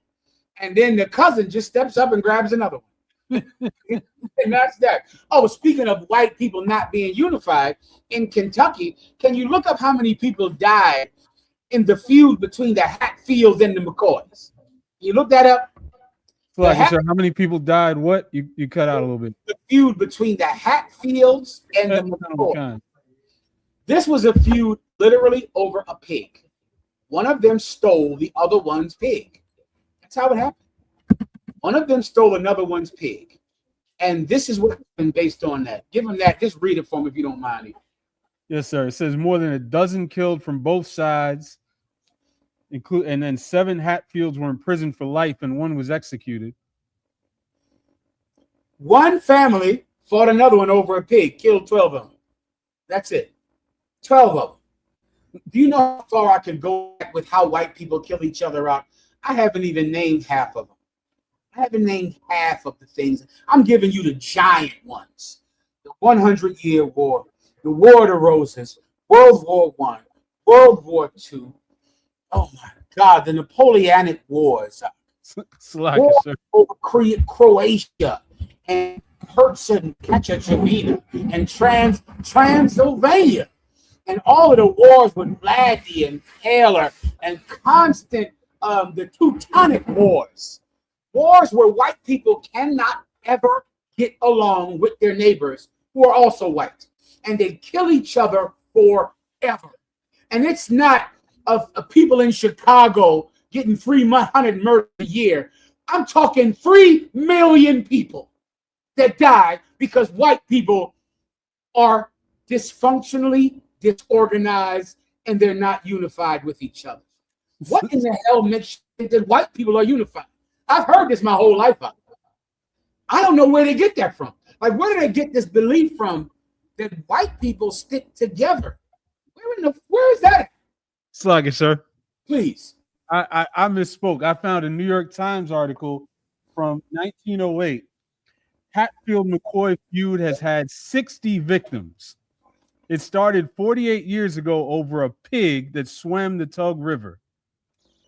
Brother, these ignorant ass white gangsters, white criminals, white thugs, 2 families, they killed 60 of each other, 60 people. They didn't forgive each other. They didn't turn the other cheek. All of them were Christians. All of them. They killed 60 of each other over a pig. White people stick together. White women had 400,000 abortions last year. While they're rich, while they get preference on every job, while the white man is getting rid of DEI and firing black women. Black women lost 400,000 jobs last year. White women gained those jobs. They had 400,000 abortions. White people do not stick together. White people are not smart. White people are not decent people. They're not better than us. You have the Crips and the Bloods. White people have the Italian mafia, the Jewish mafia, the Russian mafia, the Ukrainian mafia, the Albanian mafia, the American government. That's what they have. You have the Crips and the Bloods, and you think you're the biggest criminal on the planet Earth. You better stop hating yourself because of Uncle Tom's. And you better see the good in your people. And any bad in your people, anything that is unclean in your people, you better know where it came from. You better know it's the influence of the other nations that are round about us. That's where it comes from. Those nations are there to prove us. Those nations are there to try us. And what happens? Time after time, we behave like the other nations that we live around. We behave like them. And we prove ourselves unworthy to be the children of God. And you're going to miss out on your blessing. But you better believe this. The devil is a liar. And the white man is the devil. Everyone understands. Come on. Mr. Wab, so I'm going to bring on the UK. Captain Karathia. Shalom, sir. Yahweh. Good to hear from you, Brother Tawada, for coming on tonight. I appreciate you. Gracias por tu servicio. I wanted to thank you for your service. Can you please tell the brothers in America and Trinidad and other places around the world the current big story that's happening in the UK, please? So currently in the UK, there was a white man that must have been attacking an East Indian. So the East Indians got like a dagger. I think they call it a kirpan. The East Indian man must have stabbed this oppressor. He stabbed the oppressor and called the police. He told the police that the white man grabbed his turban, tried to assault him. So the police handcuffed him whilst he was stabbed, which obviously is wrong. So the footage came out, and all the white people went crazy, saying, "How are you gonna handcuff somebody while they're hurt, while they're stabbed? If he wasn't white, this wouldn't happen." The oppressor started to take a knee. They started to say, "No justice, no peace," like how black people say it. Then they started chanting recently, "I can't breathe, I can't breathe, I can't breathe." I couldn't believe what I was seeing. It's like the oppressor was black for a change. And they say, "Yeah, we should overcome everything that black people have been doing for decades." And they're saying that we can't believe the injustice of the police. And they say if this man wasn't white, he would have been treated properly. The man that stabbed him got better care than he did. And the oppressor sounds like black people for a change. And we've been getting killed by the police for decades and no one cared. No one said anything. Now, all of a sudden, the police force needs to be looked at. The police force did a disservice to the family. And now the police force needs to be looked at. And, something's wrong with the police force. But we've been saying this for years. No one cared. No one gave a damn. All of a sudden now, they're chanting, "We shall overcome," "I can't breathe," and stuff like that, sir. So now the Southampton it happened in, which is a city not far from London. I heard Southampton's on fire right now. They've gone to the East Indian man's house. There's footage of them going to the East Indian man's house, kicking the doors. They're setting hotels of migrants on fire, saying that they don't want no more immigrants in the country. And that's what it is right now, sir. Clap it up, Captain Karafia. I think they have some video right here to support what you're saying. Go ahead, brother. You playing something?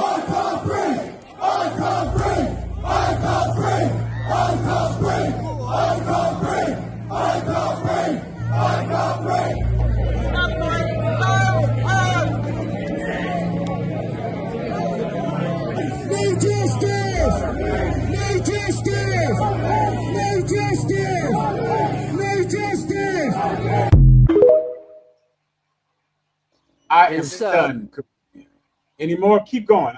Yes, sir. Whereabouts? Don't think you have, mate. The police officers on the scene made a dreadful mistake, not believing Henry Novak had been stabbed. But does it speak to a wider problem which some have described as anti-white policing?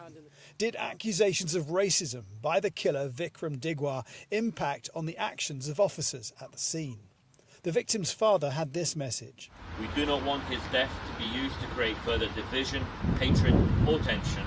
We want his story to make our streets safer for everyone. But that wasn't respected on the streets of Southampton. It was just carnage, really, for 4 hours. Bricks were being thrown, a bin was set on fire and pushed through the police line. Bottles, cans. And the violence has left people in the Sikh community fearful. Of course, it's raised. Then we got one more video. White people in Great Britain screaming "No justice, no peace," and saying, "I can't breathe."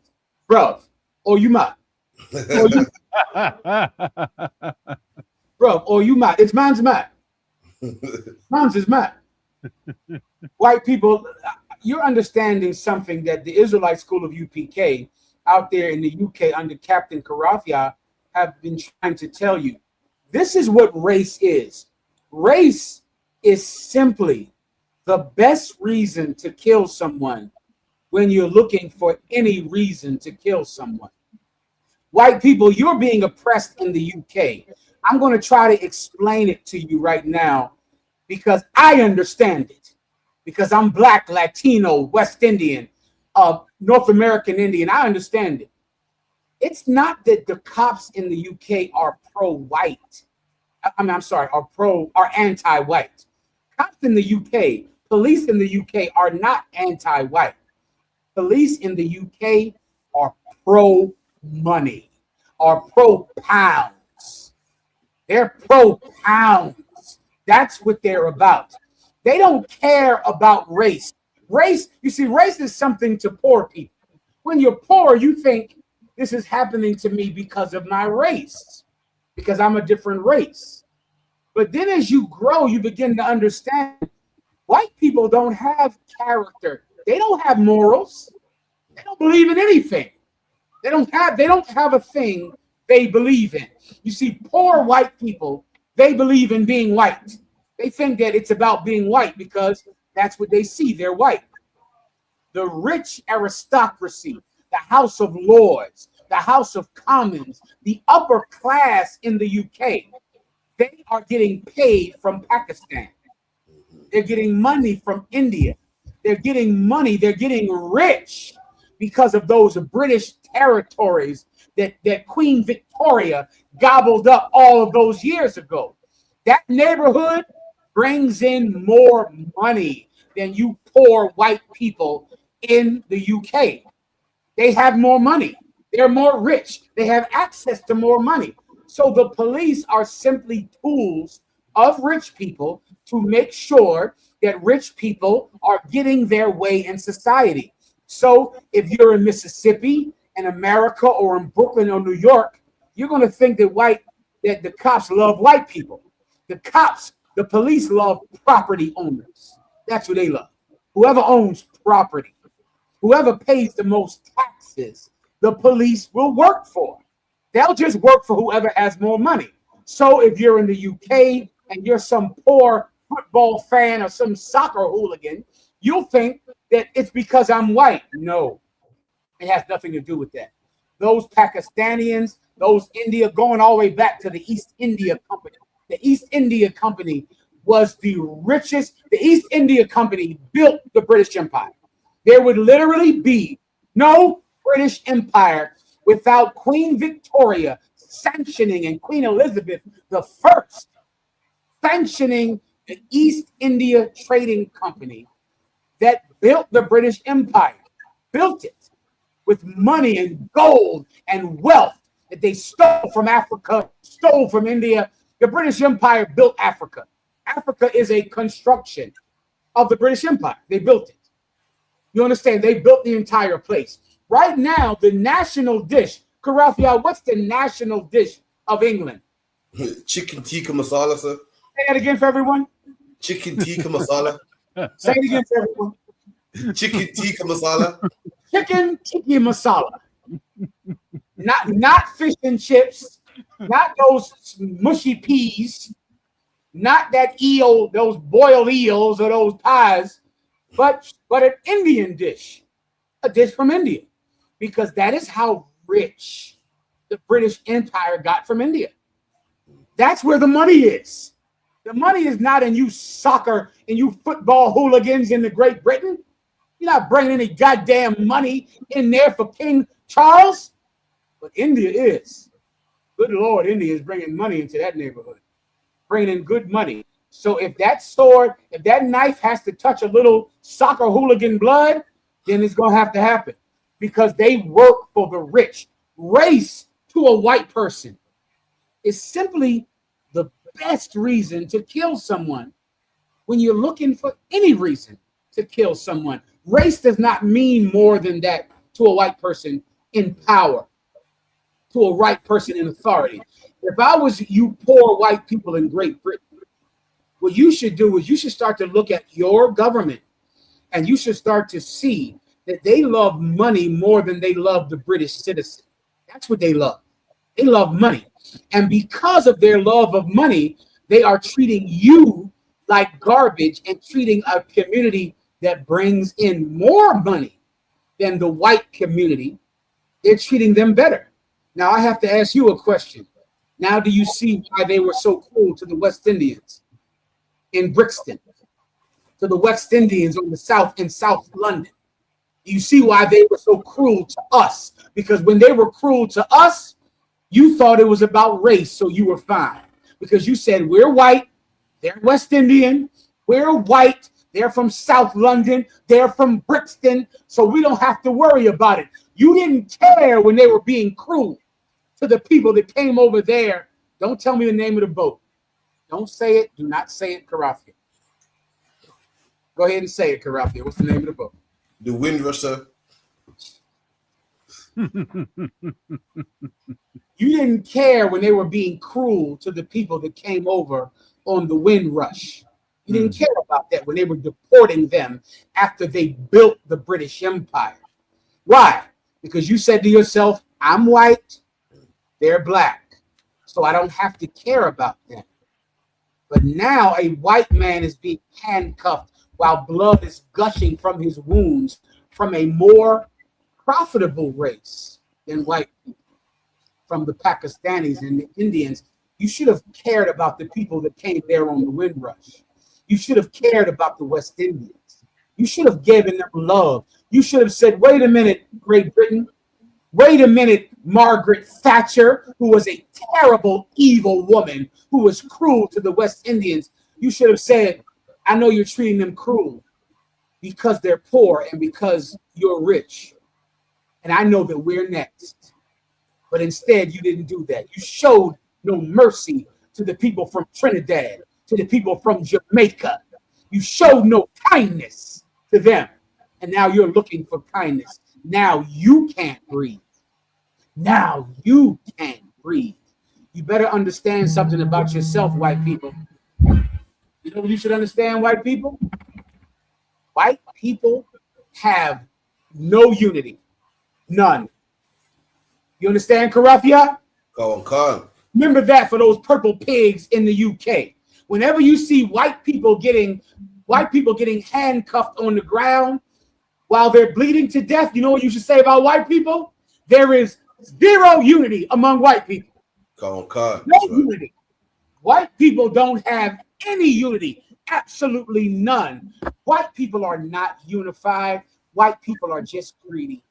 They just serve money.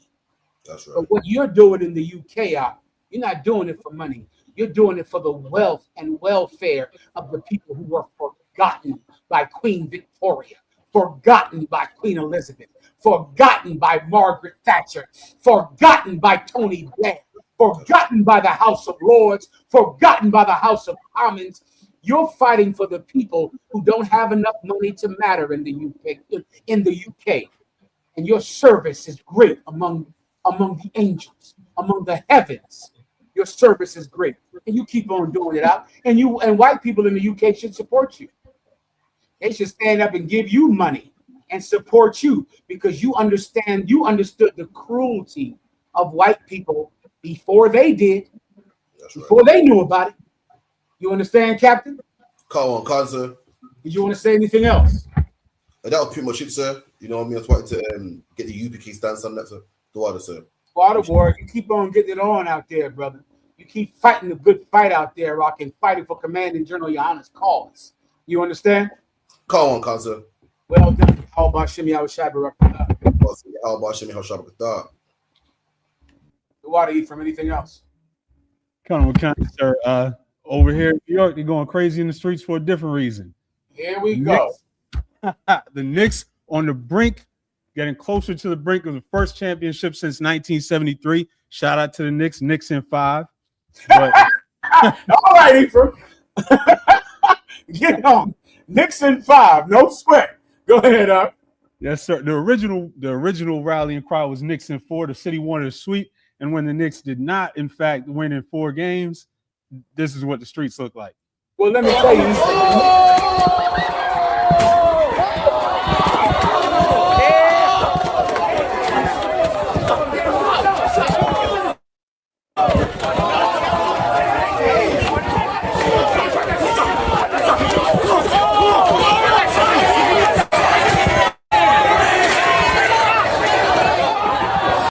People who's watching this whole thing go down.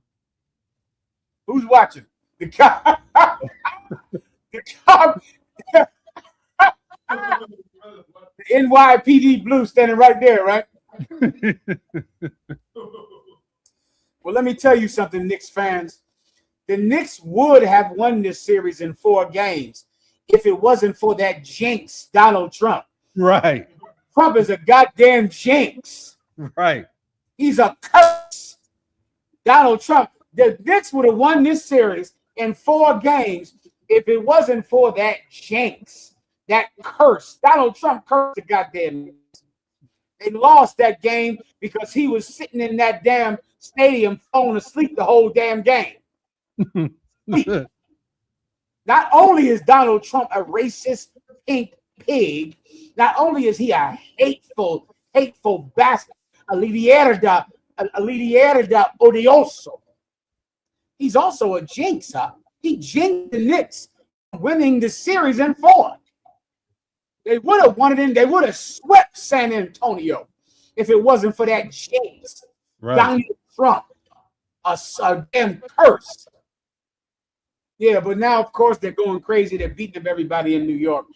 And, of course, all over the place. Because of course, are they beating them up? Who are they beating up out there, Ephraim? Everybody. Spurs fans, anybody trying to interrupt, people pulling bus stops out of the ground. So are you telling me that the white Knicks fans are beating up the white San Antonio fans? Yes, sir. You know what the problem with white people is, don't you, Ephraim? You want to say it or me? you go ahead, sir. White people, there is no unity among white people. None. There is absolutely no unity among white people. You have white people who follow the New York Knicks beating up white people who follow the San Antonio Spurs. There is no unity among white people. You see, what the flaws in white society, they are never highlighted. But the flaws in black society are the biggest thing on the TV screen. Can I show you why? Give me the 60 Minutes anchor who was fired this week. Yes, Let me show you why all you think about is black abortions, black on black crime, black violence, Hispanic violence, the cartels. Ooh, the cartels. We need to bomb the cartels and kill every Mexican because of the cartels. Meanwhile, the cocaine that came to America for the cocaine epidemic came on military aircraft. The heroin that came into America in the 70s came on military aircraft. But the biggest drug dealers we must kill are the cartel because they're Mexican. The Haitians are eating dogs and cats. There is only one people that is documented in history for eating dogs and cats, and that's white people. White people ate dogs and cats in Great Britain. White people ate dogs and cats in Italy. White people ate dogs and cats in Germany. White people used to call a cat a roof rabbit. That's what they called it, a roof rabbit. They would eat dogs and cats all the time. If you have ever seen a white man that goes to Mount Everest, you've seen that before in your past, right? Ephraim, a white man climbs Mount St. Helens or Mount Everest. Whenever a white man climbs Mount Everest or Mount St. Helens, they bring a certain amount of food with them. And then they calculate this in their trip. They know that we're going to bring enough food to get to this point. We're going to bring enough food to get to that point. At the end of that, we're going to eat our dogs. Eating the sled dog is part of the trip. They know that eventually in this trip, to make this trek, we're going to eat the sled dogs. Am I telling you something you can't mother effing Google? You can buscarlo. You look it up. Look at when Lewis and Clark went to plot out the Oregon Trail. In their plan, they brought a certain amount of animals to eat. And they said, once we get here, we'll eat our horses and we will eat the dogs. We will eat the sled dogs that pull our equipment. And it was built into the plan to eat their dogs. No other, besides the Chinese who do it for fun today, nobody eats more cats and dogs than white people. No one. They planned on doing it. And a white man doesn't have to climb Mount Everest. He's doing it for fun. He's doing it to glorify himself.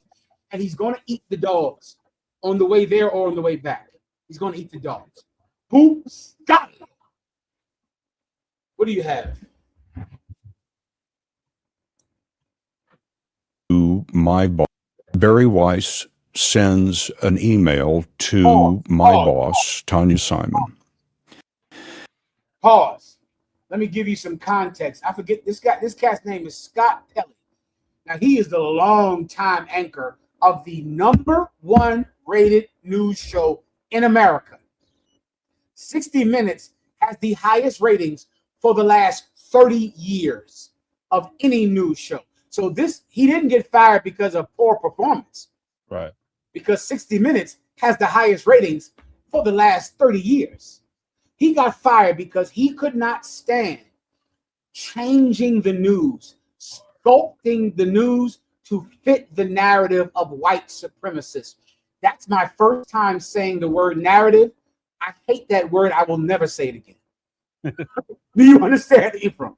I've never said that word before because I don't speak internet, and I'm not going to start today.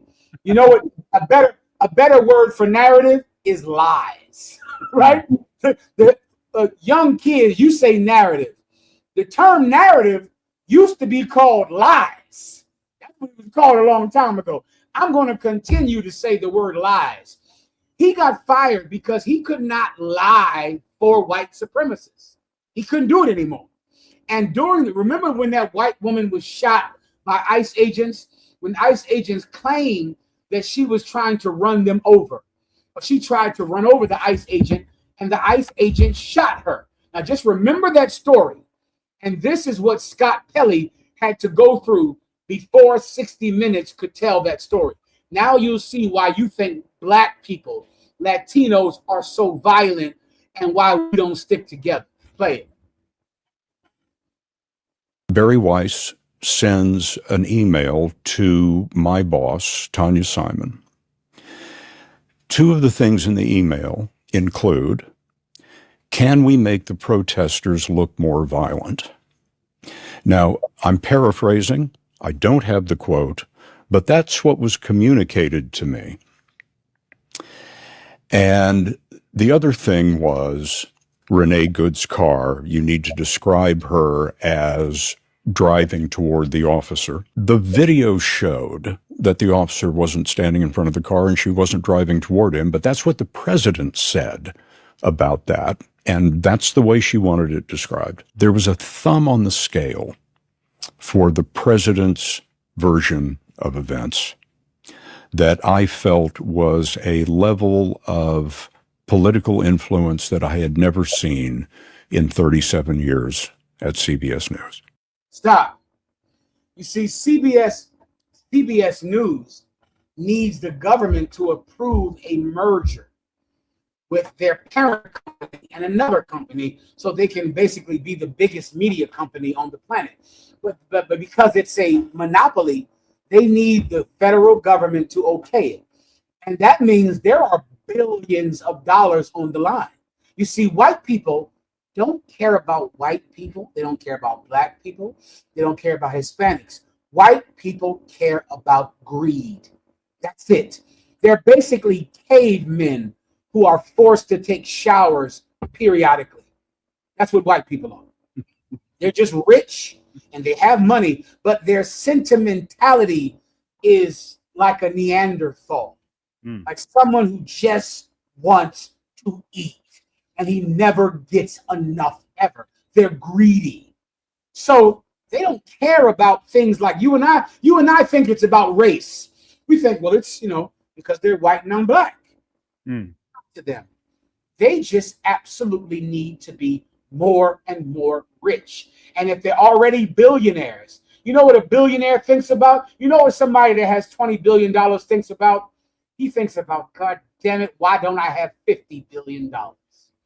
Why don't I have $100 billion? He is never satisfied. So the owners of the parent company of CBS know they need Donald Trump's approval to become more billionaires than they already are. So what do? They call 60 Minutes and they say, can you make the protesters look more violent?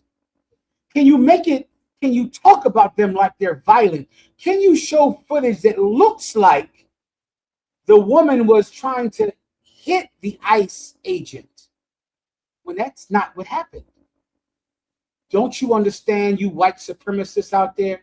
You have hated blacks and Latinos since the civil rights movement because you were fooled by the media about black people and about Hispanics. The media fooled you, stupid, ignorant hicks and hillbillies and crackers. Your white media made you think that black people were violent when we were not. It made you think that Latinos were violent when they're not. It made you scared of Latinos. You thought that Latinos were going to overpopulate the country. You thought Latinos were going to take over. You thought the cartels were going to come into your community and have sex with your daughters. That was never a threat to you. The media fooled white poor people into hating black people. The media fooled white poor people into hating Latinos. That is what happened. Scott Kelly is telling you how it works. Now that Donald Trump is telling them, if you want to make more billions of dollars, you better make that white woman look violent. The woman who they shot in that car was not a Latino. She was not black. She was a white woman who was trying to go home with her child in a car seat in the back. And you know what Donald Trump did? Donald Trump made the white woman look violent. Donald Trump made the white woman look like she was trying to run over an ICE agent. Donald Trump used the same tactics that he used on blacks and Latinos since the civil rights movement to make white women look violent, to make white women look like they were trying to kill cops. And that white woman was not violent. She was not trying to kill a cop, but the media used you for their own purposes. That's why you hate black people. That's why you hate Latinos. Can I show you evidence of what they did to white women? Give me The Man Show. Who was the host of The Man Show? It's a white host. When I sent this to you, Ephraim, when he said, oh, forget that bitch, talking about this same white woman. Okay. This white woman who was murdered by ICE agents who did nothing wrong. She was trying to leave. The ICE agents told her to leave. She turned her car to leave and he murdered her. She did nothing wrong. She was not violent. She was just simply a white woman who was upset because she saw the injustice that ICE agents were doing to her Hispanic neighbors. Nothing else. And that's what happens in history. You know what video I'm talking about, Ephraim? Yes, sir. I just about got it.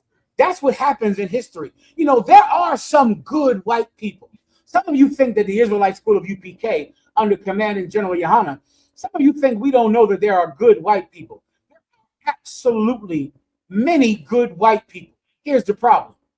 Good white people are killed by bad white people. That's what happens. Good white people are killed by bad white people. This woman was a good white woman. She lives with these Hispanics. She knows they're not violent. The media isn't fooling her. She lives with them. So she knows there's no reason for ICE agents to be in her neighborhood harassing Hispanics. So she's driving around and then they tell her, get out the street. She says, okay. She turns her car to leave and they murder her. That was a good white woman. She's gone. You see, there are less and less good white people because bad white people killed them. So what does that prove to all of you? You are simply manipulated by other white people. You shouldn't hate black people. You should hate other white people because they're the ones that are making you hate us. Do you have the video I'm asking about? Yes, sir. I think this is it. Not look like it. This is not Adam Carolla. I believe that's his name. Come on, sir. That's him. Oh, I'm sorry. Please go ahead. She backs up. Get out of the car. Oh, so there's a guy in front. Oh, Yeah. Okay, so she's driving at the guy. All right, Yeah. sorry, bitch. You got what you got. But listen, everybody. First, Rewind. Play it louder if you can. she backs up. Get out of the car. Oh, so there's a guy in front. Yeah. Okay, so she's driving at the guy. All right, Yeah. sorry, bitch. You got what you got. But You know what? That sounds familiar, Rock. You know, I heard that purple pig that Uncle Tom say that there is no unity among black men and black women. There is no unity. That's what Uncle Tom said. You know who's about to lose their unity now? There's going to be no unity among white men and white women. That white man, the second he saw that video that had been manipulated by CBS News to fit Donald Trump's lie. The minute he saw that, what did he call that white woman, Ephraim? A bitch. A bitch. Sorry, bitch. You get what you got. Sorry, bitch. Do you see what just happened? The media used the same tool that they used to make black and Latino men hate black and Latino women. Now they're using it on white men and white women. Now a white man is going to see a white woman and go, bitch, that's what you get. Bitch, you should get killed. That's what you get. So that white woman deserved to get killed for what? Turning her car wheel to leave? You white women, you white men, you hate your women. You hate your women.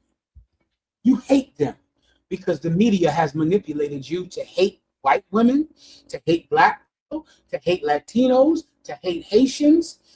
White people are your enemies, not us. Ephraim, there's a perfect that goes into this that I cannot remember. It goes straight into what we're saying now. We went over it before class. Lucky. Yeah. The media lying, the media manipulating things. What else do we have, Ephraim?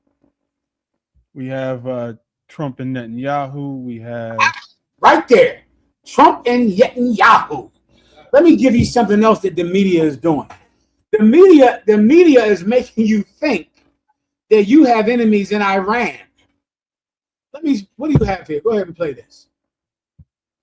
If there wasn't me, there would be no Israel right now.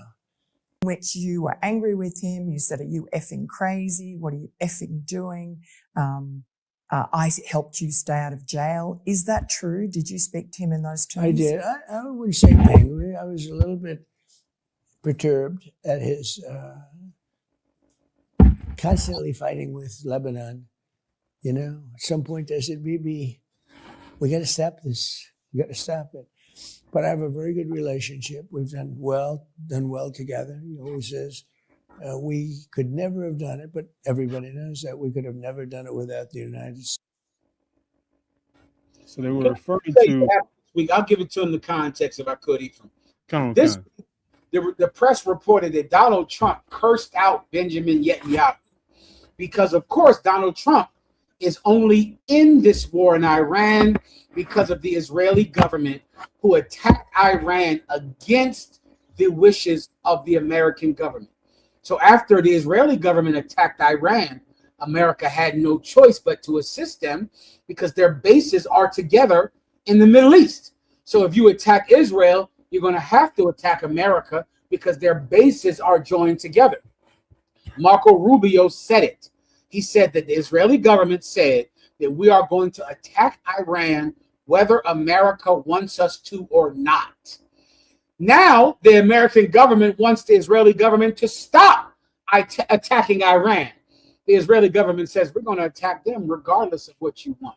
So it's making Donald Trump angry. This is what Donald Trump said on Fox News. He said this to Benjamin Netanyahu, the prime minister of the Israelis. He said, you're effing crazy. You'd be in prison if it wasn't for me. That is true, because before this Iranian war, Benjamin Netanyahu was being indicted by the Israeli government for fraud and crime for stealing Israeli money. He was going to go to jail, but this war stopped him from going to jail. Donald Trump told him, "You'd be in prison if it wasn't for me." Everyone hates you now. Everyone hates Israel because of this. Keep going. Scroll up. That's what a U.S. official tells Axios. President Trump unloaded on Israeli Prime Minister Benjamin Netanyahu during a heated phone call over Israel's military actions in Lebanon. Listen closely, MAGA. Listen closely, MAGA. I'm going to try to help you out. I know you've been taught to hate the Arabs who you also have to hate. You have to hate the Arabs. You have to hate the Iranians. Listen closely, you MAGA hillbilly, stump-picking, ignorant, toothless bastards. Listen carefully. If Donald Trump was America first, Donald Trump would bomb Israel. Right. That's what he would do. A real America first president would not get involved in another forever war for the Israelis. A real American president would bomb Israel. That is the solution to this war. If you don't want World War III, if you don't want nuclear war, there is only one solution. America has to bomb Israel because Israel continuously instigates wars that America has to get involved in. The obvious solution is to bomb Israel. Bomb Israel's ability to wage war on its neighbors. You don't have to kill the Israeli people. Bomb the Israeli military officials. Bomb their missile sites. Bomb their ability to wage war on Lebanon.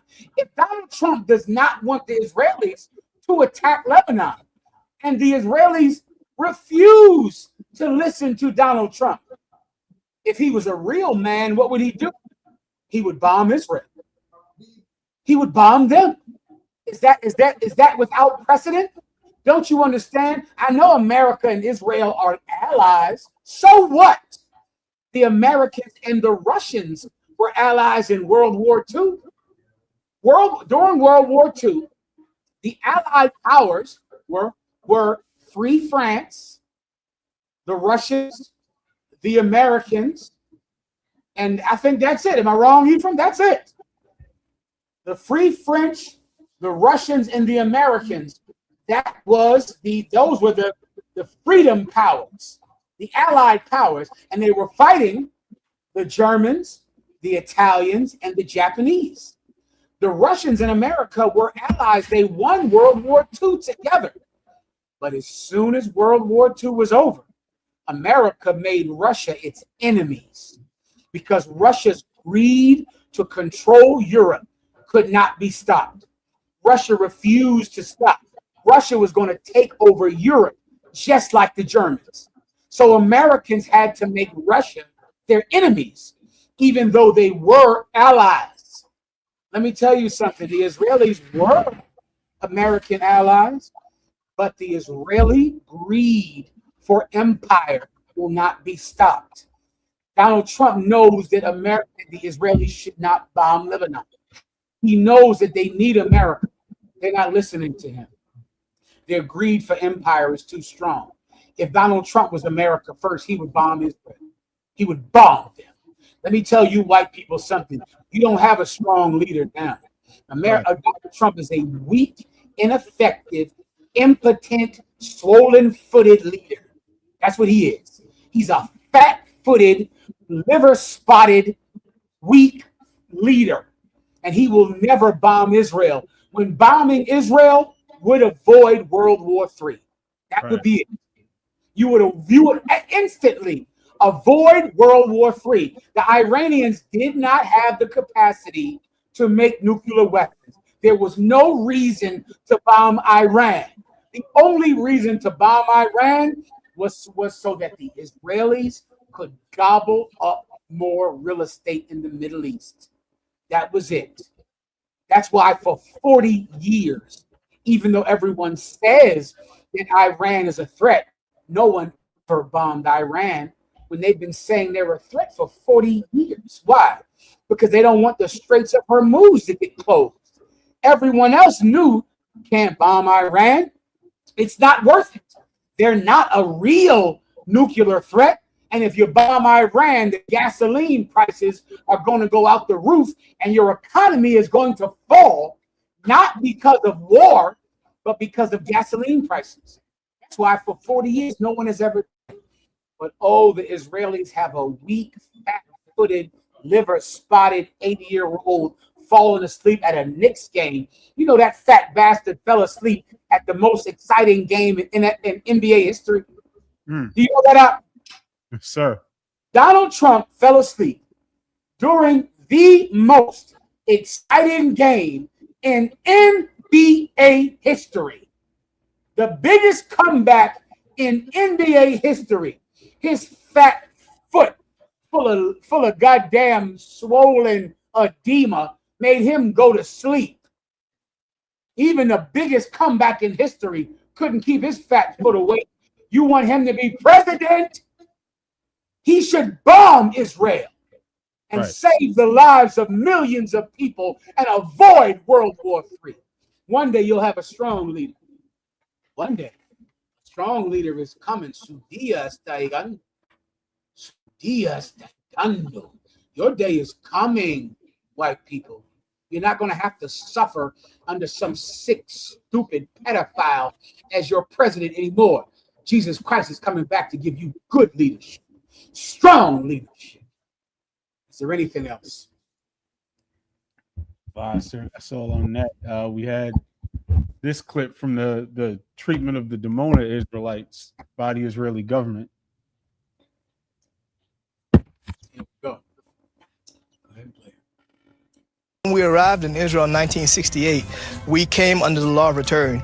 The law of return then said that anyone who has that affinity and who has that connection and desires to reconnect with our ancestral home, then they're welcome to come. Aliyah Chofshit Lamidina Ivrit, freedom of Aliyah to the Hebrew state. And so by us being Hebrews, then we said, okay, great, we're coming home, not a problem at all. And we believed that we were going to be accepted. But the African Hebrews didn't look like Jewish communities Israel's immigration authorities had encountered before. Unsure of what to make of them, the state split the difference. They gave the families 3-month tourist visas, but also found them housing in Israel's south and granted them permission to work. But when a second, larger group of African Hebrews arrived in 1969, and more followed after that, the authorities' antenna went up. And this coincided with a change to Israel's citizenship laws. In 1970, when the law was amended, and they then added the definition of who is a Jew, and who was a Jew meant somebody who either converted to Judaism and didn't hold on to another religion, or who was born to a Jewish mother. We couldn't prove those things because we had come out of 400 years plus of enslavement in America. And as a result of that, the people who had received legal status in 1968-69, that legal status then was revoked. And so they started deporting people from the community with the reasoning being that we were illegal aliens in Israel. And there was nothing else left for us to do but to fight that. Can you imagine? This is for you Hebrew Israelites out there who are not members of the ISUPK. You also have poor leadership. You see how he said they came over to Israel in 1969. Did you hear that, Ephraim? Yes, sir. They came. That's when the truth was born in America, in 1969. And that's why I want to thank Harlem. Harlem. Uno este hasta la muerte. Uno este hasta la muerte. One West until the death of. Harlem is Jerusalem. Because you know what was different about Harlem? In 1969, that's when the truth was first awakened. Black people from the South, ever since Reconstruction in the South, there were so many black people that realized, because of men like Nat Turner and women like Harriet Tubman, who learned that the slaves were actually the true biblical ethnic Israelites. And they learned it in slavery. And they began to come to the North. They came to Chicago. They came to Harlem, New York. And they knew that they were Jews. But then they began to learn from white people how to be be correct Jews, how to be good Jews, not the bad Jews that they were learning about in slavery. And they learned that. And in 1969, that's when a good portion of black people awakened to the fact that blacks and Latinos parlent français, les vrais juifs bibliques sont les noirs, Latino et Américains. They knew then that we were the true biblical Jews of the Bible. Here was the difference in Harlem. Here was the difference. The brothers in Harlem decided that they were not going to run to a foreign country to leave the racism of America. They weren't going to avoid the fight. Do you know what those black people were that went and saw, oh, the Israeli government has a law of return, which means that every Hebrew can come back to Israel. They left the turmoil, the racism, and the riots in the streets to go get peace over there in the Israeli government. They didn't want to fight. They didn't want Harlem of the 1960s. They didn't want Harlem of 1969. They didn't want the race riots. They didn't want fighting the police. They didn't want the pressure that it came with to stay in Harlem, to stay in Chicago. So they looked for peace in Israel. And so they used this law that the Israelis had to accept any Jew. And they went to Israel. And the Jewish people said, okay, I guess you're a Jew, but I ain't so sure about this shit because you are a nigger. I don't know about this. Then in 1969, when the bulk of them came, they just changed the law. They said, wait a minute. We can't have all these black Jews coming over here. So they instantly just changed the law to exclude black Jews. Then they deported all of the black Jews that they already let in. That is what you get, cowards, cobardes. You left Chicago because you were afraid to fight the police, to fight racism, to fight oppression.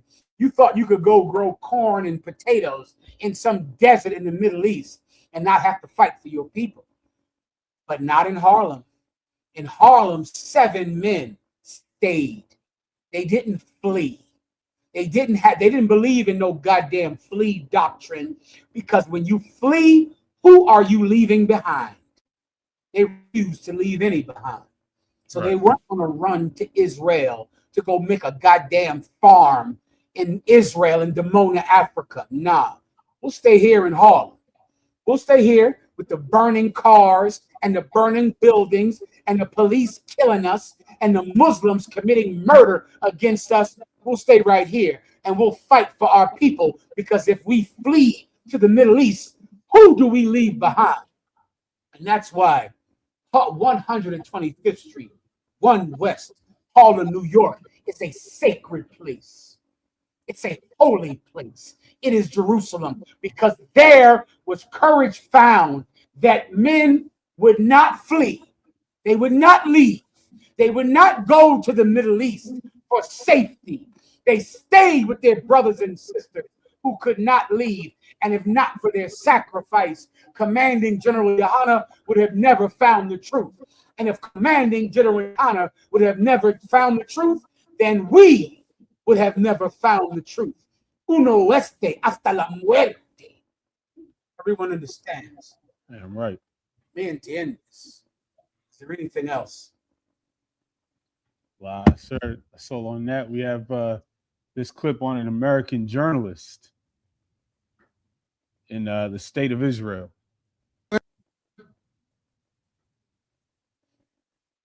Wearing a bulletproof vest that says press, and she's wearing a helmet that says press. She's taking cover behind a tree, and an Israeli sniper shot her in the face. Her funeral is held a couple days later in a Greek Orthodox church in the West Bank. IDF raids the church, beats the pallbearers, and they drop the coffin. You're lying. The manner of her death and the subsequent violent disruption of her funeral drew widespread international condemnation of Israel. During her funeral procession, the Israel police attacked the pallbearers at the St. Joseph's Hospital in East Jerusalem with batons and stun grenades. The hospital itself was also stormed by Israeli police officers who assaulted patients and threw stun grenades. What is an American citizen? Unbelievable. If Donald Trump had any huevos, if he had any courage, he would bomb Israel. He would bomb them. The Israeli government murdered an U.S. citizen in the press. And then when they went to bury her, they beat up the pallbearers while they were carrying the dead body. Donald Trump should bomb Israel. If he had the courage to bomb Israel, he would avert World War III. He's a coward, a cobardes. They're a bunch of cowards, and they'll never do anything that might hurt their money. New leadership is coming, white people. Courageous leaders. Leaders that care about the poor and the sick and the infirm. And they're going to truly rule over white people in a way that is beneficial to white people. Let's entiendes. I pray you understand. Is there anything else? So there's one thing I forgot to bring up earlier, Salakia, but of course, in the wake of the Rick Child situation, there's a lot of talk online about boycotting Asian businesses, and you shared with me an article from 2007 from an Asian newspaper in San Francisco entitled "Why I Hate Blacks."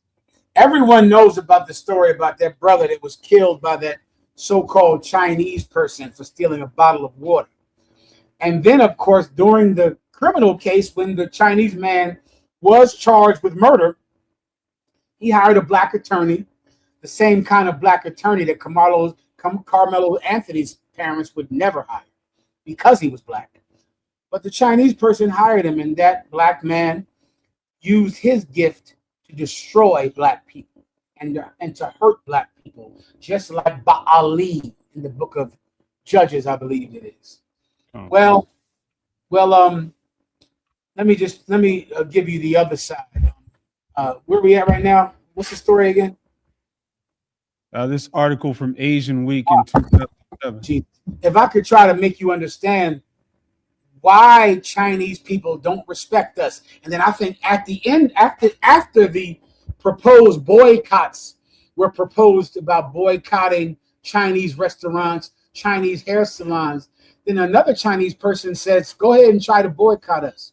It's just going to help us because we own all your businesses. Chinese people hate us, even though we allow them to come in our neighborhoods, and white people would have never allowed Chinese people to open up businesses in white neighborhoods. The Italians would have burned down every Chinese restaurant. The Russians would have burned down. The Irish, the Jewish would burn down any Chinese restaurant. How do I know it?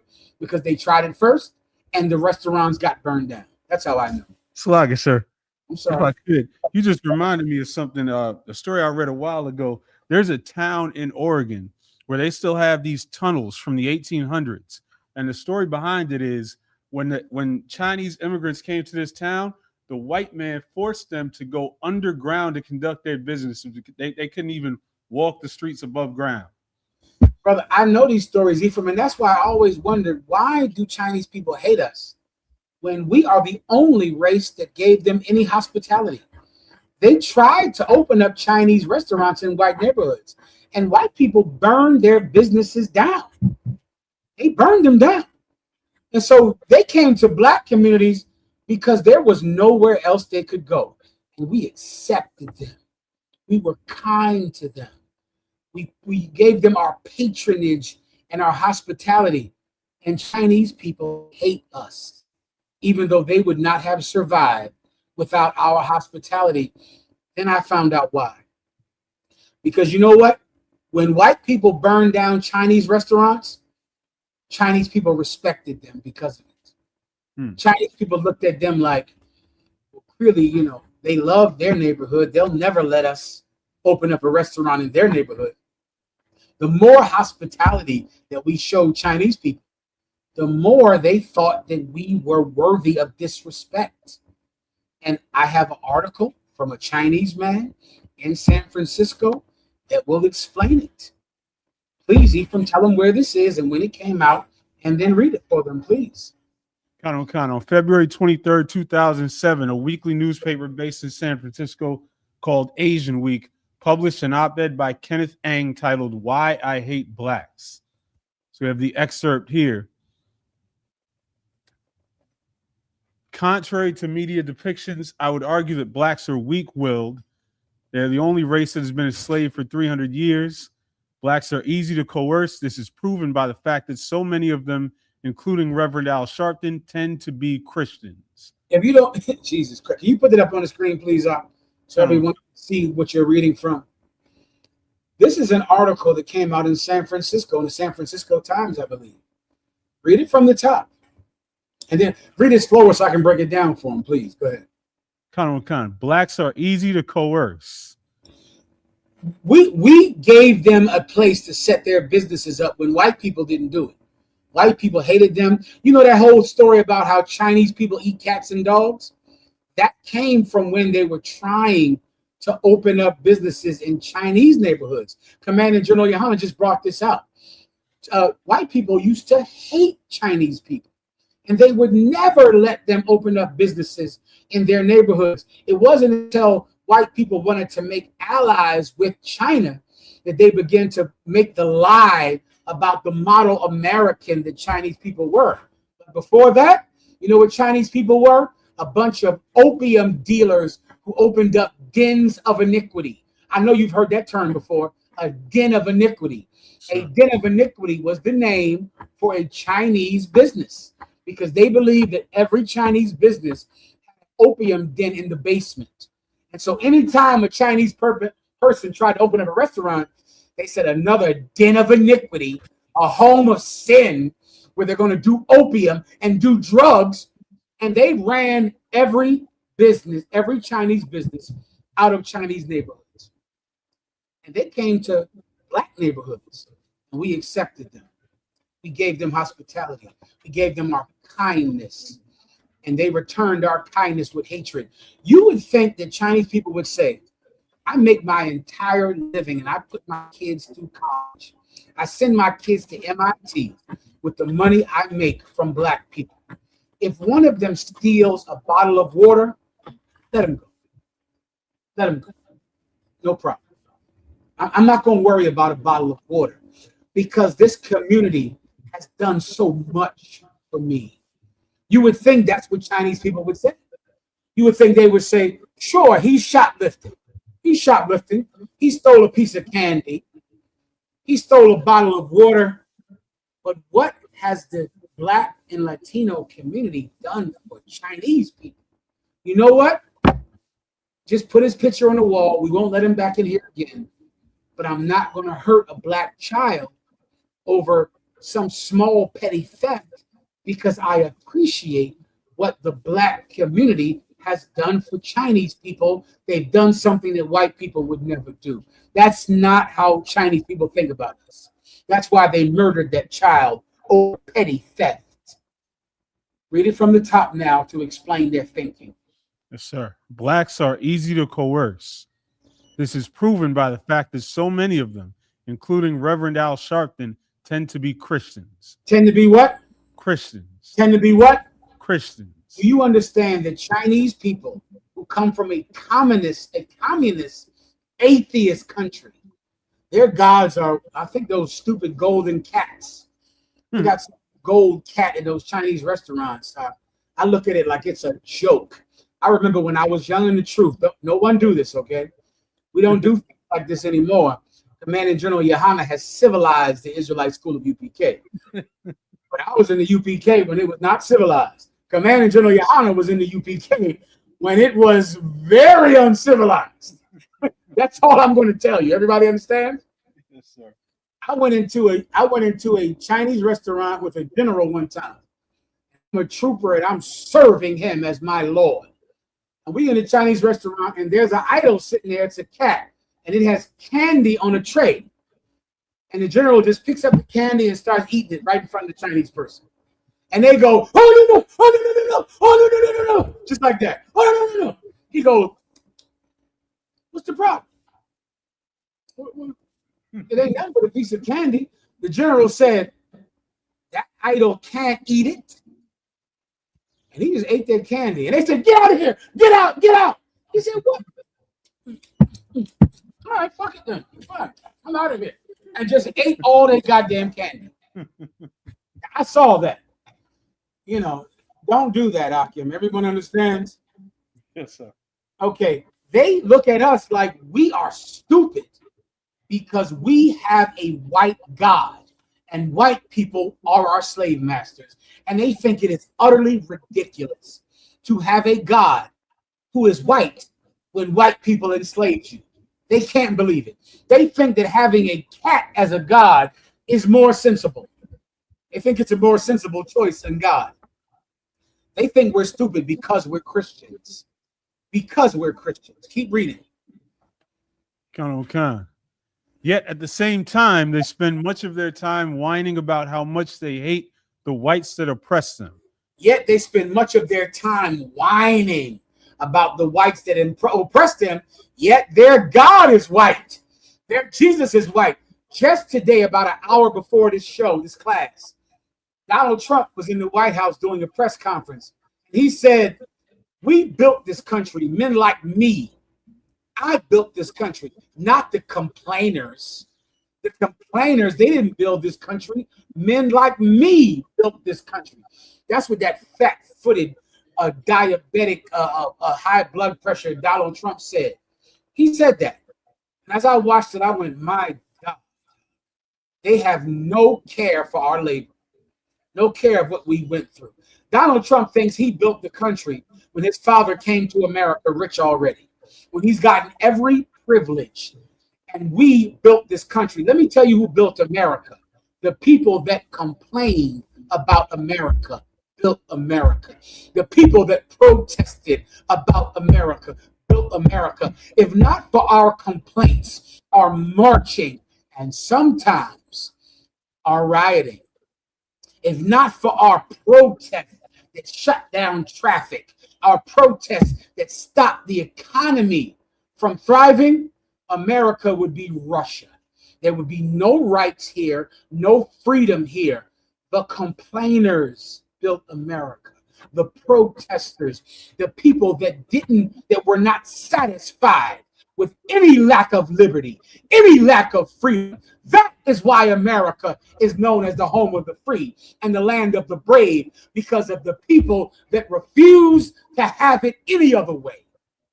But meanwhile, we're the people that are hated because we made America a place that had freedom, but we had to get shot over it. We had to get killed for that freedom. And now Chinese people and white people look at us like, why are you complaining? Why are you protesting? What's your problem? We have stores. We have UFC fights on the White House lawn. Why are you complaining? We're complaining so that America could be a free place, because America would never be free without our complaints. Continue. Khan. Correct me if I'm wrong, but wasn't Christianity the religion that the whites forced upon them? Blacks don't get it. I know it's a blunt and crass comment, but it's true. When I was in high school, I recall a class debate in which one half of the class was chosen to defend black slavery and the other half was chosen to defend liberation. Disturbingly, blacks on the prior side viciously defended slavery as well as Christianity. You hear that? There are black people, we call them Uncle Toms. There are Uncle Toms, and this man sat in high school and he saw Uncle Toms defending slavery. I've seen the same thing. I've seen some black preachers said slavery can't be bad because if it wasn't for slavery, we would have never found Jesus. We found Jesus because of slavery. That's what your preacher thinks today. Your preacher thinks that slavery was not all bad because slavery was how we found Christianity. This Chinese man saw that in high school. He thought to himself, black people have got to be stupid to worship the God of their slave master. Let me tell you, Chinese people, out there that murder black children for petty theft, even though their parents are the only reason you could afford to send your children to MIT. Let me tell you something. You, like every Uncle Tom, you look at the negative aspect of our condition here in America. As you were able to leave China, weren't you? You see, you Chinese people, you lived in an oppressive country in China where they didn't have any rights, where they did not have the freedom of speech, where they did not have a freedom of expression, and the country is communist, so they did not even have freedom to be entrepreneurs. Why didn't you stay in China and change your government, Chinese people? Why didn't you say, you know what? I'm not leaving China. I'm going to change the Chinese government. I'm going to make the Chinese government more accepting to business owners. I'm going to make the Chinese government accepting of entrepreneurship. Why didn't you Chinese people change China? Why didn't you change Korea? You were living in North Korea, an oppressive, authoritative military government. Why didn't you stay in Korea and change the government? Why didn't you stay in Vietnam and change the Vietnamese government? You didn't change your government. You left. You got on boats and you came to America to enjoy the freedom that we marched for, that we died for, that we got shot for. We got lynched so you could open up stores. We got hung from trees so Chinese people could come to Harlem, Memphis, Mississippi, Chicago, New York, so you could come to neighborhoods that we fought for freedoms in and civil rights in, and you could enjoy it. Why didn't you get lynched in Hunan? Right. Why didn't you get lynched in Beijing? And you would stay in your country and fight for freedoms there. You know why? Because you Chinese people don't have the spirit that these black people have in America. You don't have the courage. That's why you didn't change China. That's why you didn't change Vietnam. That's why you didn't change Korea. You came here to America to enjoy the country that our slavery, our blood, our tears, our lynching, our crosses getting burned in our lawns, all through that we sung songs and fought forward so that you could call us ignorant in our neighborhood. Chinese people, I know you look at how the condition we're in right now. I know you see. And because you only see through your flesh, you don't see the spirit. You can't see who we really are yet. But let me tell Chinese people something. Let me tell white people in the UK something. Let me tell white people in America something. Don't ever think that our past is going to be our future. Don't ever think that our destroyed state is who we will always be. Because those black people that you see coming in your Chinese store every day, suffering and needing your help so they can eat, those black people in the future, those Latinos who are eating maggots right now in ICE detention centers, those Latinos are el pueblo elegido de Dios, right? The people of God, and the future belongs to them. And all of the oppressors of the past that were able to enjoy because of the sacrifice that we died for, in the future, you will surrender your loyalty to us. In the future, you will appreciate us. You will exercise and show your appreciation for what we gave you. Damn right. You will do it. Me entiendes. Me entiendes. Is there anything else? That's all, sir. The young warrior in the room has a question real quick, sir. Let's hear it. Okay. What's freedom? Say that again. What's freedom? What's freedom? What's your name? Sham. And who's your father or your mother? I should have known. I should have known. Let me tell you what freedom is, brother. Freedom is living in a way where no other person can stop you from being everything that God wants you to be. What do you want to be when you grow up? Have you thought about it? Huh? What do you want to be when you grow up? 21. That's a good goal. I thought I wasn't going to make it to 21. That's a good goal. Let me tell you, young brother, if you wanted, when you grow up, you could rule the world. You could be a king if you wanted. You could be a king. Have you ever wanted? Do you know what a king is? Huh? He said yes. I can't. Can I see him or no? Hold the mic to your mouth. He's not on the screen. Ethan. Can you put him on the screen? Do you know what a king is? No. I can't say it again. Speak loud. Speak loud. No. You don't know what a king is someone that is in charge. He's the boss. He rules everything. He's in charge of everything. If you wanted, you could be a king one day. You could be in charge of everything. Freedom is having the ability to be whatever you want to be in life. No matter how great it is, no matter how rich. Do you want to be rich when you grow up? Do you want to be rich? Yes. Yes. Do you want to have a big giant house, a big house? Do you want to have horses? And do you want to have a farm? And do you want to have all the gold and money in the world? Do you want that? Yes. Well, guess what? Freedom is your ability to do that. And that's what freedom is. And your father is going to fight so that you can be free.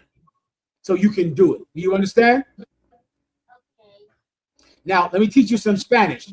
Rezo, say rezo, rezo. Rezo. You can do it. Rezo, rezo, recibir. Say that. That's correct. Recibir. Tú, say tú. Dinero. Dinero. Did I say that right, Ephraim? Is that correct? It sounds right, sir. Give him his money. Give him his money. I'll pay it back to you when you see me in Harlem next week, all right? Yes, sir. With that said, Ephraim, you can do your thing. Select. Officer Hazahal's mother got a question real quick. Oh, my goodness. Let me see that sweet girl. Look at her. You want to see a pretty girl? Let's see one today. Give her a hand. Where's she at, right? Look at her. Oh, my God. Look at this vision of loveliness here today. Clap it up for her. You see, this is freedom. This is what she's doing right here. Tell everyone what happened today. Explain what happened with you today. Yahweh Shema for Bashim Shah. So I just want to say Tawada to the entire UPK family under General Johanna that today I graduated with my master's degree in healthcare administration. Look, give the name un applauso. Give her a hand. Yeah, she graduated with a master's degree today. Well, you look so beautiful as a graduate. You look absolutely stunning, and you wear that graduate outfit well. You wear it well. Good job. My own sash as well. Let me see that sash she made. Oh, look at the ancient Hebrew like Hazahab on there. 2026. Show them the other side. You see that she's not ashamed of being one West. You see this sister here? Can you get it, Ephraim, so you can see the ancient Hebrew? Okay. So this is my name in Hebrew. And that's her name in Hebrew. That is absolutely beautiful. That's you acknowledging the God that powered you to be able to make that achievement. I am so proud of you. I'm so proud of you. Well done. I You are so beautiful. Look at look at that. Get that on camera, Ephraim. Look at the shield on the top hat. Listen, this woman is not ashamed. She is not ashamed. I am so proud of you. You are so beautiful and so intelligent. And you bring glory to the Israelite School of UPK. You know what Hazahab's mom understands? She understands that she has a burden every day to bring glory to the Israelite School of UPK. And that's what you did by graduating today and putting that shield on and the ancient Hebrew on. You glorified the work that Commanding General Yohana has done. You are a good daughter. You are eres amable, Ia. You are an excellent daughter. You are a kind daughter. You're kind, and we're proud of you because you brought us honor and glory today. Give us some money. You stand down. You're going to get some cash from me. Send me a cash app. Let me straighten you out real nice and tight. You understand? Go ahead. Put the microphone up. Put the microphone up. I also wanted to add that I was also given honorary cards as well. And even though it's in Greek. I see that. I see you wearing that rope. I know that rope means something. Yes. Ooh, wait. Tell everybody what that means. I can't hear it though. I think it's Alpha Kappa Pi, and it was given to me by the national. That's right. Sigma Alpha. Sigma Alpha. What's that? You? I think it's Sigma Alpha Pi. Sigma Alpha Pi.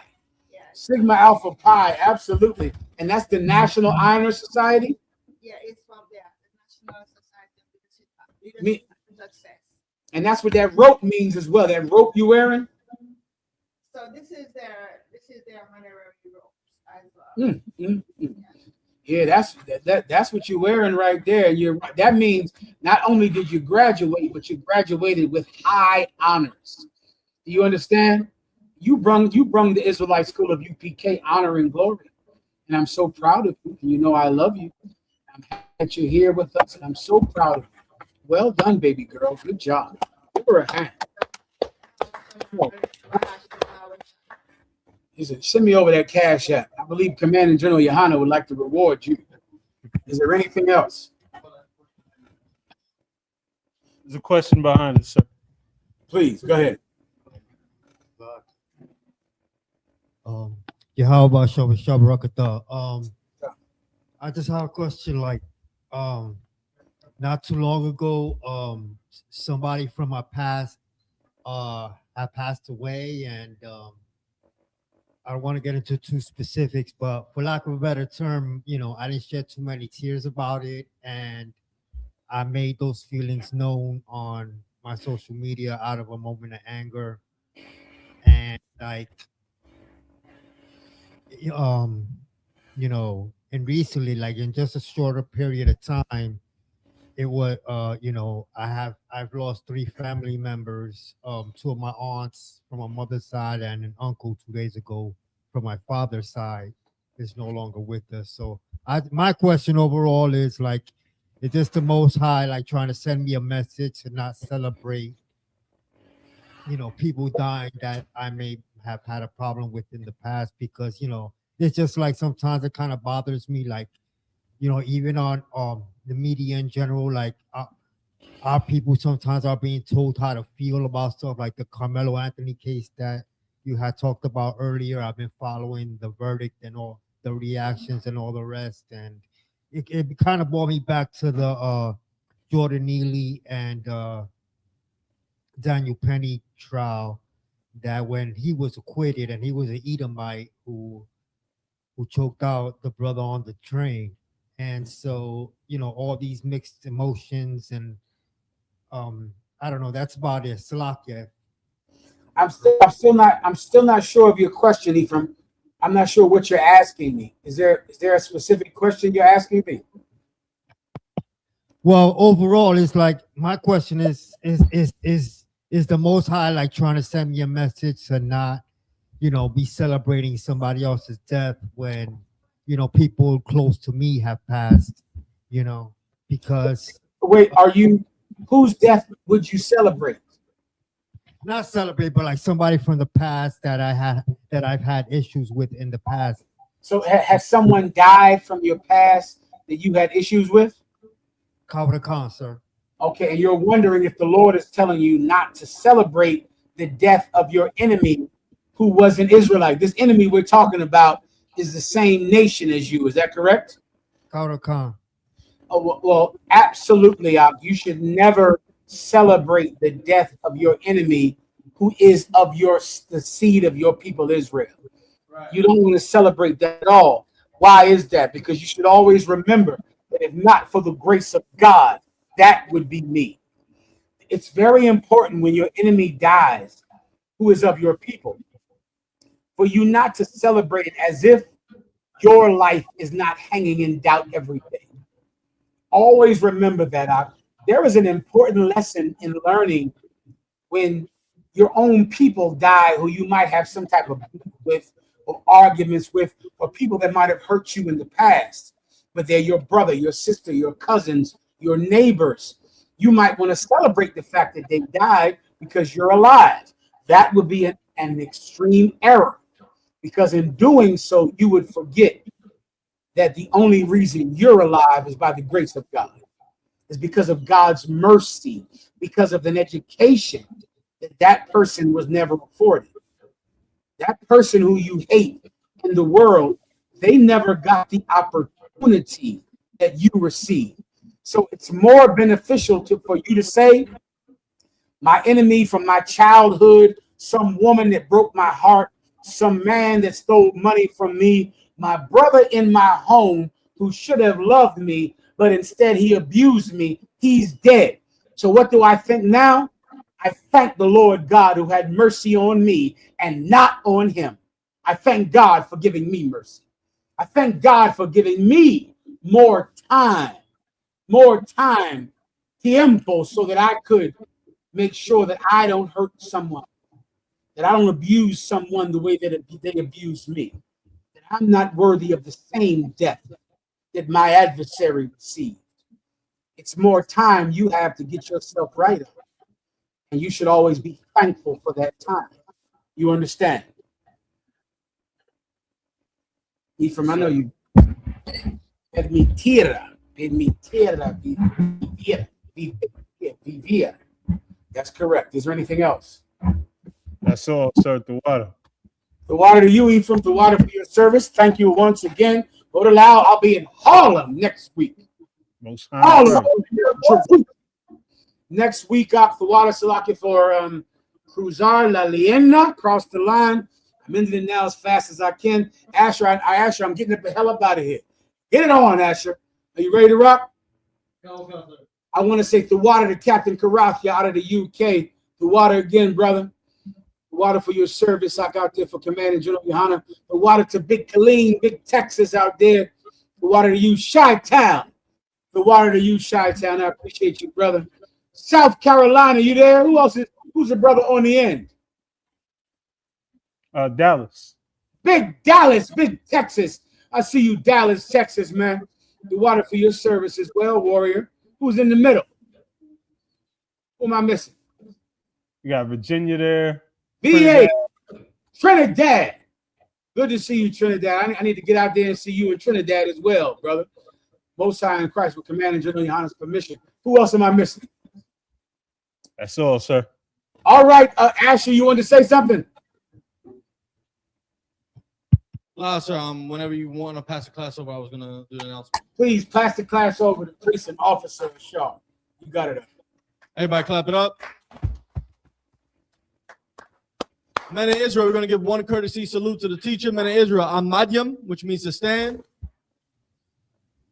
Amadim, since you can sit, Yashabi above the Shah. Men of Israel, Amadim Shabbat, Amadyam, Barak, Yahweh Bashim, Yahweh Shai Barakatam. Yajmata, men of Israel, star, turn and face the sisters. This Amadim. Men of Israel, we're going to give the sisters one courtesy salute. Amadim Shabbat, Amadim, Barak,